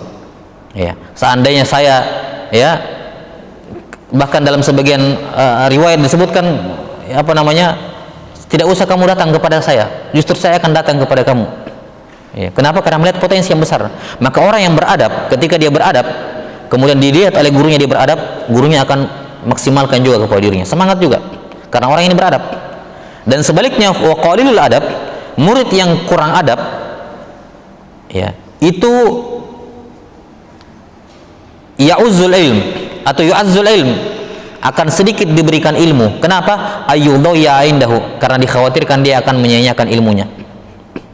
Ya, ibarat orang dewasa sama anak-anak. Orang dewasa karena kita tahu orangnya layak, kita kasih uang banyak. Anak kecil cuma dikasih 2.000, 5.000, dikasih 100.000 bisa dibuang-buang, tidak layak. Ya, seperti itulah perumpamannya. Orang ketika seorang itu apa? Beradab, ya, maka Allah Subhanahu wa taala akan tanamkan kepada hati gurunya untuk memaksimalkan ilmunya kepada muridnya yang beradab tersebut. Dan sebaliknya, ketika si murid tidak beradab, ya guru juga ogah-ogahan ngajar. Contoh misalnya, ada dua orang yang bertanya kepada seorang guru. Mungkin pertanyaan yang sama, mungkin pertanyaan yang berbeda, tapi intinya yang satunya nanya dengan beradab. Dari adab-adab dalam, nanti akan disebutkan di akhir, di bab yang terakhir, adab dalam bertanya, mendoakan guru terlebih dahulu, ya. Nah, mendoakan guru terlebih dahulu, katakan misalnya ahsanallahu ilaikum, atau apa namanya, umatta'akum bisihhati wal afiyah, dan semacamnya, doa-doa. Setelah itu, ya, ingin bertanya, ya, disampaikan pertanyaan tersebut dengan santun, dengan ini, dengan penyampaian yang baik, dengan pemilihan kosakata yang benar, yang tepat, yang santun. Ya, orang kan akan dijawab oleh gurunya.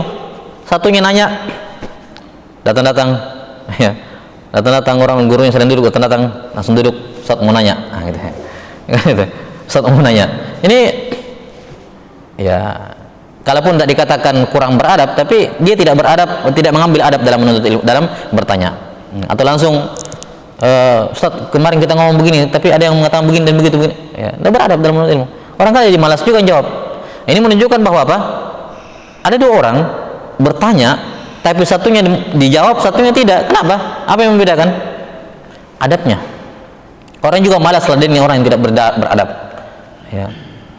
Dan perhatikan, di antara ta'zimul ilmi adalah hanya menyerahkan ilmu kepada yang layak. Jelas sampai sini? Di antara bentuk ta'zimul ilm, memuliakan ilmu, adalah hanya menyerahkan ilmu kepada siapa yang layak. Ibarat tadi, ada uang 100.000, kasih sama anak-anak, itu berarti kamu anggap sepele ini yang 100.000, terserah mau diapain, kan begitu ya? Ya. Kenapa? Karena dia berikan kepada yang tidak layak, dan dia tidak ada masalah dengan itu. Berarti dia tidak menghormati ini, tidak, 100.000 itu dia dianggap berarti bagi dia. Mungkin dia punya banyak duit, silakanlah. Ya. Tapi seorang kalau mengagungkan ilmu, dia hanya akan berikan kepada yang layak, dan seorang guru akan melihat siapa murid yang layak, siapa murid yang tidak. Ya, siapa penanya yang layak dijawab jawabannya, pertanyaannya, dan siapa yang tidak layak untuk dijawab. Ya.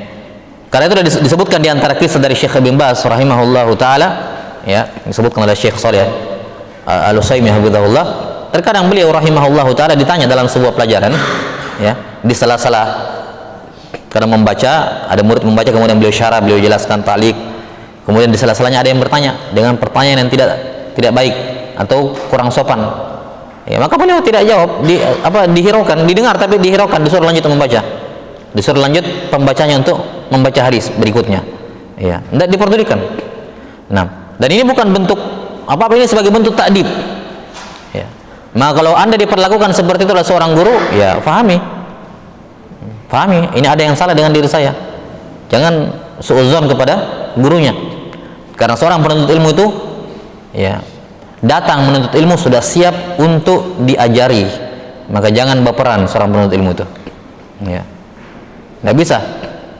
Kalau masyarakat awam atau apa, ya mungkin kita bisa maklumi hal-hal seperti itu. Tapi orang yang sengaja meluangkan waktunya datang menuntut ilmu, apalagi di suatu tempat lembaga ilmu, kemudian masih dibiarkan bermanja-manja dan tidak menunaikan adab-adab ilmu, ini tidak bagus. Dia diajar, dididik, ya, dikerasi agar dia bisa beradab, beradab. 6. Jelas sampai sini. Maka bukan termasuk pemuliaan kepada ilmu adalah memberikannya kepada yang tidak berhak atau tidak layak untuk memilikinya. 6. Dan ini juga termasuk di sosial media sekarang, ya. Sosial media kan ruang publik, ya, ruang publik, semua orang bisa lihat, semua orang bisa baca. 6. Semua orang bisa lihat.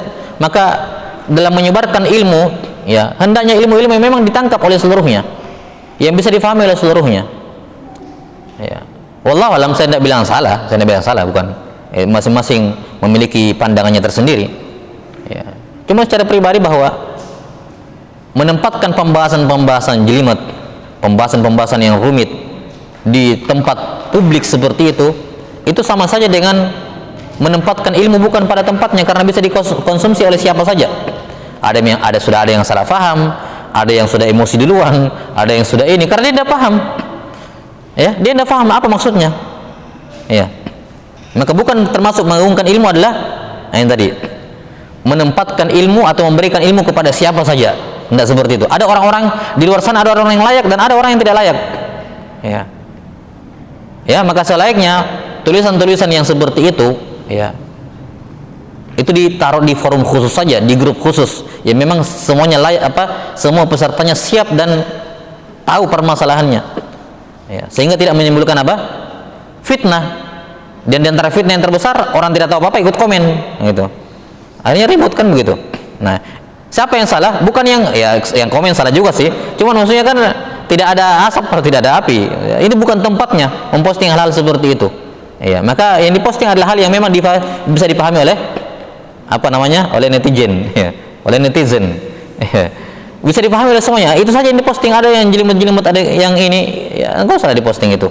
Ya, walaupun sekali lagi tentunya setiap orang punya pertimbangannya. Mungkin ada yang pertimbangan tertentu, ya fadhal. Ya, tapi intinya bukan termasuk pengagungan terhadap ilmu adalah memberikan ilmu kepada yang tidak layak. Ya. Kata beliau, min huna kana as-salafu rahimahumullah ya'tanuna bi ta'allumil adabi kama ya'tanuna bi ta'allumil ilm. Karena itulah para ulama salaf terdahulu rahimahumullah, mereka punya i'tina, perhatian besar dalam mempelajari adab, sebagaimana mereka punya i'tina, perhatian besar dalam mempelajari ilmu. Apa yang dimaksud dengan ilmu di sini?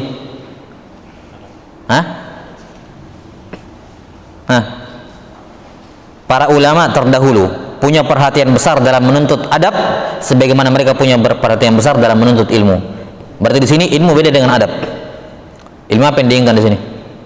Apa yang dimaksud dengan ilmu di sini?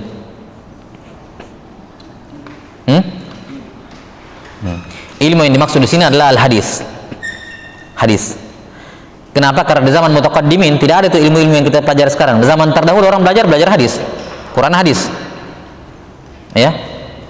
Jadi kalau dapat diungkapan ulama terdahulu dikatakan ya ahlal hadis, maksudnya ya ahlal ilm, ya penuntut ilmu. Karena di zaman dulu yang dituntut itu tidak ada usul fikih, tidak zaman-zaman terdahulu.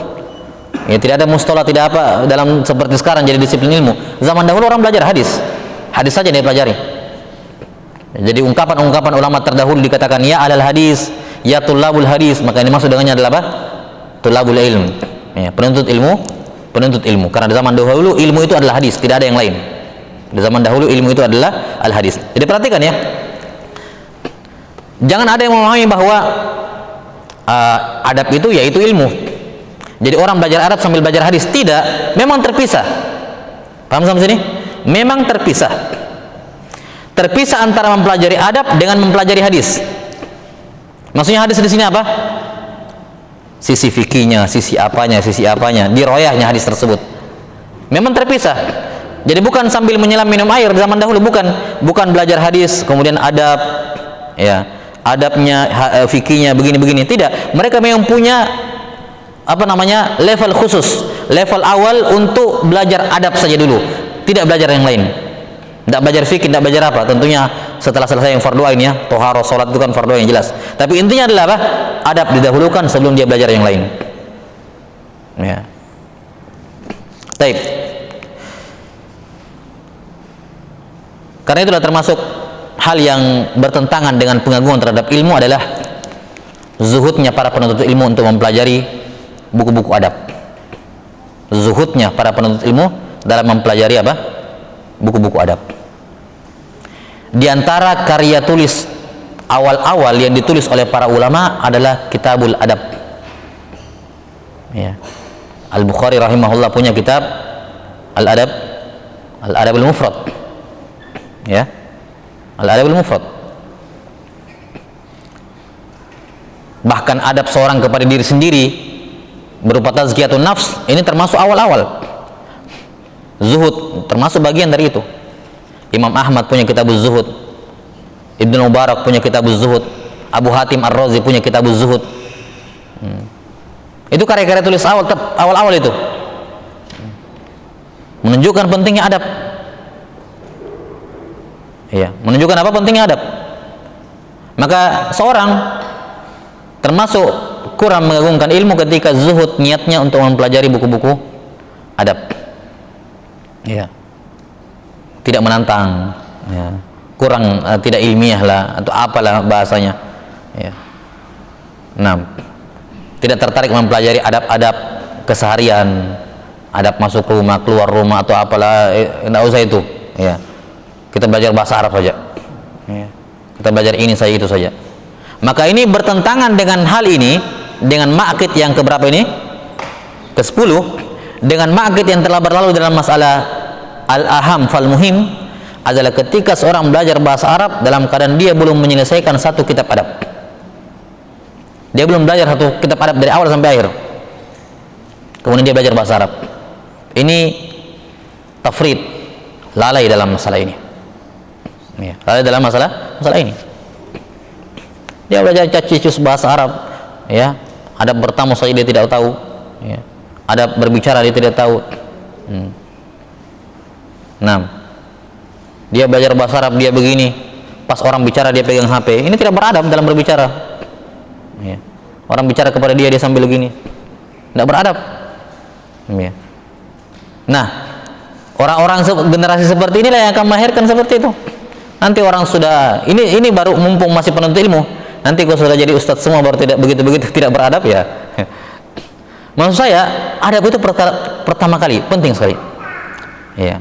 Dan jangan dipikir adab itu perkara yang mudah dan apa, atau disampingkan, atau jangan dikira adab itu sekedar oh ditahu adab ini selesai ya, hafal doa zikir pagi petang tapi tidak pernah dibaca, zikir pagi apa sebelum tidur dihafal ada 10 zikir tapi tidak pernah dibaca ya.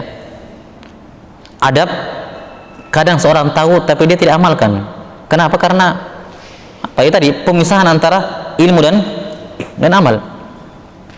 Di antara pengalaman saya pribadi, dan ini menunjukkan atau titik di mana seorang saya pribadi memahami atau baru ngeh lah, bukan memahami, baru ngeh, oh iya ternyata seperti itu. Kita kadang banyak tahu perkara tapi kita tidak amalkan karena entahlah apa faktornya ya. Waktu itu tahun berapa ya, mungkin masih 2005 atau 2000 ya mungkin 2005, 2004 atau 2003 sebelumnya ya. Waktu masih mondok dulu ya, belum jadi lantai 2 masjid di Baju Rupa, belum ada lantai 2. Kantor waktu itu masih di bawah lantai pertama, masih ada majalah Nasiah dulu, zaman-zaman dulu, tahun-tahun ya 2000-an lah, mungkin kurang dari itu ya. Waktu itu sudah biasa ngisi di kampus, gantikan jadwalnya Ustadz. Kemudian suatu ketika ada ikhwan kampus, tapi saya sudah lupa siapa orangnya itu.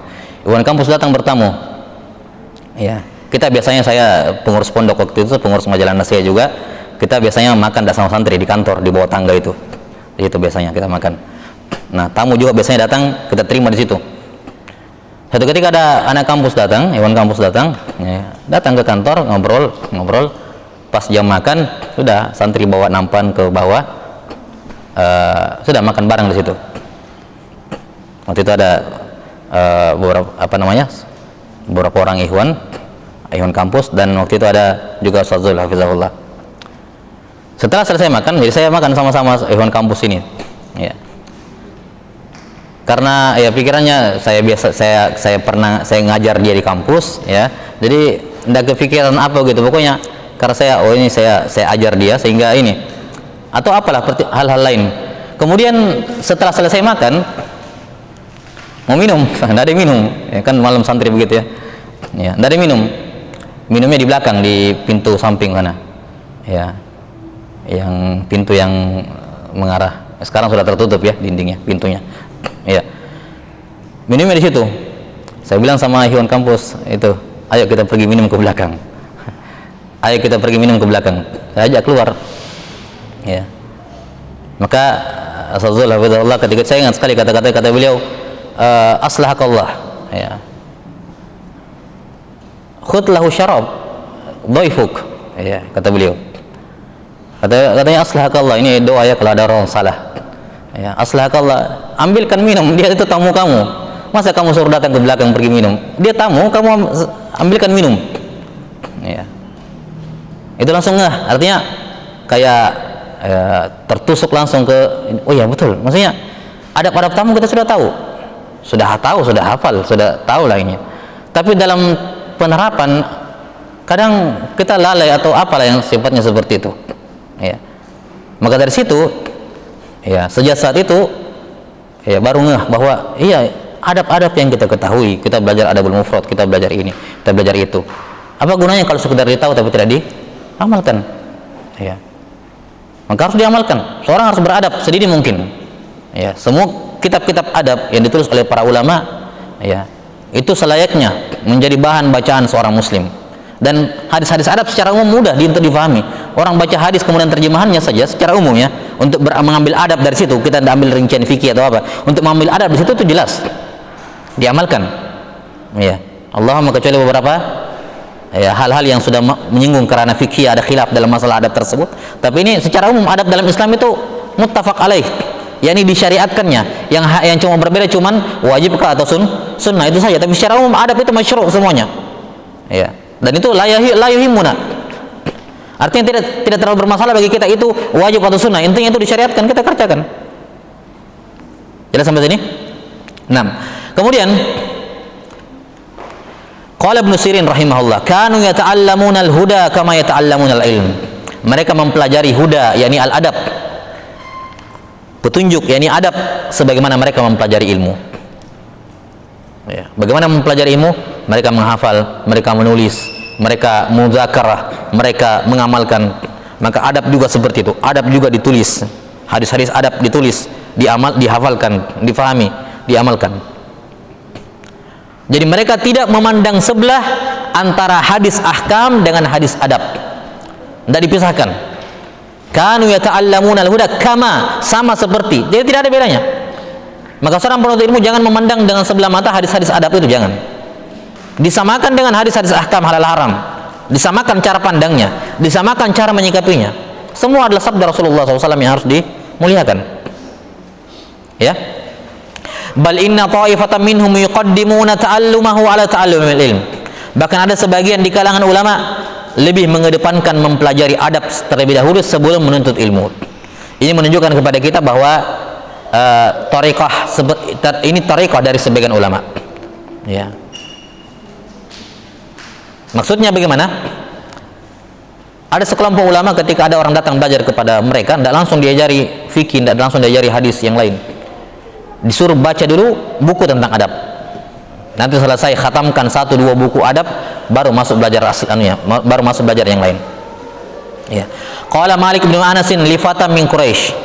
Imam Malik rahimahullah berkata kepada seorang pemuda dari Quraisy, "Ya bani akhi, ta'allamil adaba qabla an tata'allamal ilm." Wahai saudaraku, ya, anak pamanku, anak saudaraku, ini lebih muda ya. Ya. Wahai keponakanku, belajarlah adab sebelum mempelajari ilmu. Belajarlah adab sebelum mempelajari ilmu. Ya. Kenapa? Karena adab itu tadi, adab adalah salah satu sarana terbesar seorang mendapatkan ilmu. Seorang pembelajar kalau kelihatan tidak beradab sama gurunya, jangan harap akan diajari. Dengan kalaupun diajari ya begitulah, paham-paham tidak terserah kamu gitu ya. Ya. Kenapa gurunya tidak punya keinginan yang besar untuk mengajar dia? Dia tidak beradab. Apa yang mau diharapkan dari seorang murid yang tidak beradab mau diajari? Itu tadi, dia hanya akan, kalaupun dia pintar, dia akan menelantarkan ilmunya. Dia akan menelantarkan ilmunya. Maka sayang kalau ilmu tersebut ilmu yang banyak diserahkan kepada orang yang tidak layak dan tidak bisa menjaga ilmunya. Nah, maka dikatakan oleh Imam Malik rahimahullah, tuntutlah adab sebelum menuntut ilmu, yakni hadis. Nah, taib. Karena itulah ya, dan ini termasuk hal-hal yang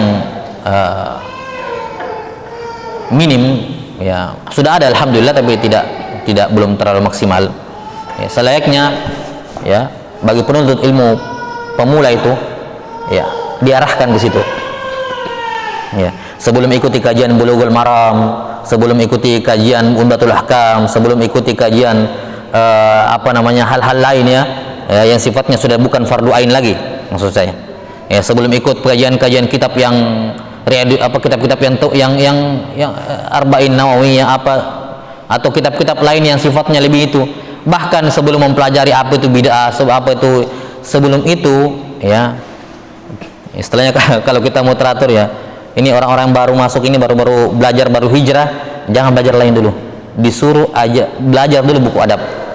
Jangan hadir majelis apapun kecuali setelah khatam dulu ini, karena kan ya nampak kan sekarang ya, orang baru hijrah tapi kurang ajar gitu. Kenapa? Tidak beradab, tidak memiliki adab yang baik. Dia tidak layak untuk mendapatkan memiliki ilmu, kemudian dia terjun mempelajari ilmu, hadir di kajian ini ya, pokoknya yang dipentingkan, pokoknya saya ingin hadir, datang. Bukan itu masalahnya, kamu belum siap untuk itu ya. Hendaknya ya ada buku-buku yang ya, setidaknya kalau misalnya kita di zaman sekarang, Syekh Bakar Abu Zaid Hilyah Thalibil Ilm, khatamkan dulu itulah, biar kalau kamu datang ke majelis bisa lebih beradab kepada gurumu, kepada temanmu. Kamu dapatkan, kamu berinteraksi di sosial media, kamu tahu adab, kamu punya adab, tidak serampangan seperti sekarang ya. Nah, Hilyah Thalibil Ilm atau Tadhkiratus Sami wal Mutakallim Ibnul Mulaqqin ya, itu kitab-kitab yang lain, kitab adab banyak, dari yang tipis sampai yang besar ya. Maka selayaknya bagi teman-teman ya yang ngajak temannya ngaji atau apa ya, atau dia sendiri mungkin sejauh ini belum pernah belajar buku-buku adab, tidak apa-apalah, tidak ada salahnya untuk melangkah mundur ya, bukan meninggalkan apa yang sudah ada, melangkah mundur sambil tetap menjaga yang sudah ada, tapi melangkah mundur, belajar buku-buku adab terlebih dahulu, karena di sana antum akan temukan banyak hal yang butuh diketahui oleh seorang penuntut ilmu, banyak hal yang butuh diketahui oleh seorang penuntut ilmu ya. Bagaimana beradab kepada dirinya, beradab kepada orang lain, kepada gurunya, kepada ada adab hamalatil Quran ya, ada at-tibyan karya Imam Nawawi, adab hamalatil Quran karya Al-Ajuri, banyak sekali kitab-kitab adab tentang bagaimana seorang beradab kepada dirinya, kepada gurunya, kepada temannya, kepada ilmu yang dituntut. Ini selayaknya dibaca ya. Nah, atau setidaknya kitab Al-Adabul Mufrad karya Imam Al-Bukhari. Kalau tadi kan lebih spesifik ke masalah yang berkenaan dengan ilmu, walaupun luas cakupannya, karya tulisnya Imam Nawawi itu rata-rata luas cakupannya, tidak terbatas pada ilmu saja ya. Nah, dan kemudian adab-adab secara umum ya, adab-adab secara umum. Wa kanu yudhhiruna hajatahum ilaihi, mereka menampakkan ya kepada para penuntut ilmu kebutuhan mereka, sangat butuhnya mereka akan adab. Qala Makhlad ibn al-Husain ibn al-Mubarak yauman, Makhlad ibn al-Husain pernah berkata kepada Ibn al-Mubarak ya, ini suatu hari pernah berkata kepada Abdullah ibn al-Mubarak, nahnu ila katsirin minal adab ahwaju minna ila katsirin minal ilm. Kita ya, Abdullah ibn al-Mubarak ya kan, Ini di zamannya beliau rahimahullah. Sebagian ulama ada yang memuji Abdullah bin Mubarak, mengatakan kelebihannya sahabat dibandingkan Abdullah bin Mubarak adalah sahabat berjumpa dengan Nabi. Selain daripada itu, Abdullah bin Mubarak punya semua. Ya. Jihad, beliau mujahid. Ya. Iman, ilmu, apapun. Ya, ini tentunya menunjukkan tingginya kedudukan beliau ya. Ya. Tingginya kedudukan beliau. Ya. Allah alam kali ini bentuk mubalaghah, tapi intinya menunjukkan kedudukan Abdullah bin Mubarak rahimahullahu taala. Nah, Khalid ibnu Makhlad ini, Makhlad ibnu Husain pernah berkata kepada Abdullah ibnu Mubarak, kita di hari ini, ya di zaman beliau, itu lebih membutuhkan banyak adab dibandingkan banyak ilmu. Zaman dahulu. Ya. Bagaimana ya kalau Al-Makhlad ibnu Husain ini melihat zaman kita sekarang? Ya. Mungkin semua pengajian fikih dihentikan, baru belajar adab dulu semua deh. Ya. Nggak usah belajar macam-macam dulu yang lain-lain. Ya. Nggak usah belajar yang macam-macam. Bahasa Arab hentikan dulu semua. Ya. Belajar adab dulu. Terlalu banyak orang tidak beradab di tengah-tengah penuntut ilmu, di dalam majelis ilmu. Ya. 6. Dan ini berlaku untuk semuanya, kita semuanya di sini tanpa pengecualian. Ya. Wa kanu yusuna bihi wa yurshiduna ilaihi. Para ulama terdahulu mewasiatkan dan menuntunkan para pembelajar untuk senantiasa beradab. Ya. Diwasiatkan, dituntunkan kalau mau mulai belajar adab, diwasiatkan untuk selalu menjaga adabnya. Qala Malik, kata Imam Malik rahimahullah, kanat ummi tuammimani. Ya, atau tuammimuni ya. Ibu saya tuammimuni, dari kata imamah, ini mengenakan saya, mengenakan imamah di kepala saya. Kanat ummi tuammimuni wa taqulu li, kemudian beliau berpesan kepadaku, kata Imam Malik, idhhab ila Rabi'ah ta'ni ibnu Abdurrahman faqih ahli al-Madinati fi zamanihi. Pergilah kamu wahai anakku menemui Rabi'ah, yakni Rabi'ah bin Abi Abdurrahman, faqihnya Madinah ketika itu. Pergilah engkau ke Rabi'ah, fata'allam min adabihi qabla ilmi. Wahai Malik, kata ibunya, ya, kamu pergi ke Rabi'ah, pelajari adabnya sebelum kamu pelajari apanya? Ilmunya. Ya, pelajari adabnya sebelum kamu pelajari ilmunya. Dan telah sabit dari Imam Ahmad rahimahullah bahwa ada 2.000-an orang, ada 2.000-an orang yang belajar datang menghadiri majelis Imam Ahmad rahimahullah dan tidak membawa apa-apa. Tidak membawa pena, tidak membawa kertas sebagaimana majelis-majelis mencatat hadis Nabi SAW. Tidak. Mereka cuma datang dari awal sampai akhir cuma lihat adabnya Imam Ahmad. Cuma untuk melihat adabnya Imam Ahmad. Menunjukkan ini betul-betul terpisah nih. Adab dulu baru belajar yang lain. Ya. Adab dulu baru belajar yang lain. Karena itu menjadi sarana, wasilah menuju kepada ilmu-ilmu yang lain. Wa innama hurima katsirun min talabatil asri al-ilma bi tadhi'il adab. Ya. Alasan kebanyakan atau banyak penuntut ilmu di masa sekarang diharamkan dari ilmu karena mereka melalaikan adab.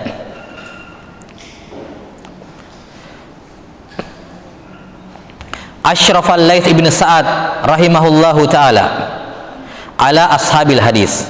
Suatu ketika Al-Laits bin Sa'ad, imamnya kota Mesir, Al-Laits bin Sa'ad Abul Haris Al-Fahmi rahimahullah, suatu ketika beliau pernah mendatangi ashabul hadis. Siapa ashabul hadis di sini? Siapa ashabul hadis di sini? Hah? Ashabul hadis siapa? Hah? Penuntut ilmu. Ashabul hadis ini penuntut ilmu. Kita katakan tadi bahwa ilmu di kalangan hadis di kalangan ulama terdahulu adalah apa? Ilmu. Jadi kalau mereka mengatakan ashabul hadis, ini ahlul ilm ataukah muta'allim, muallim dan muta'allimnya. Ya. Suatu ketika Al-Laits bin Sa'ad pernah mendatangi para penuntut hadis, yakni penuntut ilmu. Fara'a minhum syai'an ka'annahu karihah. Lantas beliau melihat ada sesuatu yang tidak beliau sukai terjadi di tengah-tengah mereka, atau ada salah seorang di antara mereka yang melakukan hal yang tidak layak bagi seorang penuntut ilmu. Faqala ma hadza? Maka beliau berkata, apa ini? Ada apa ini? Kenapa kamu melakukan seperti ini? Antum ila yasirin minal adabi ahwaju minkum ila katsirin minal ilm. kalian lebih butuh sedikit ilmu dibandingkan lebih sedikit adab dibandingkan banyak ilmu. Maksudnya kalian ini sangat butuh adab, walaupun sedikit lah. Kalian itu lebih butuh kepada sedikit adab dibandingkan hadis yang banyak. Kalau ini sudah ada di zaman dahulu, di zamannya Laits bin Sa'ad rahimahullahu taala, ya. Sudah ada penuntut ilmu yang tidak beradab, ya, yang kurang adabnya dalam proses menuntut ilmunya, baik tahammul maupun adanya, ya, maka semakin mundur zaman semakin, ya. Jelas sampai sini?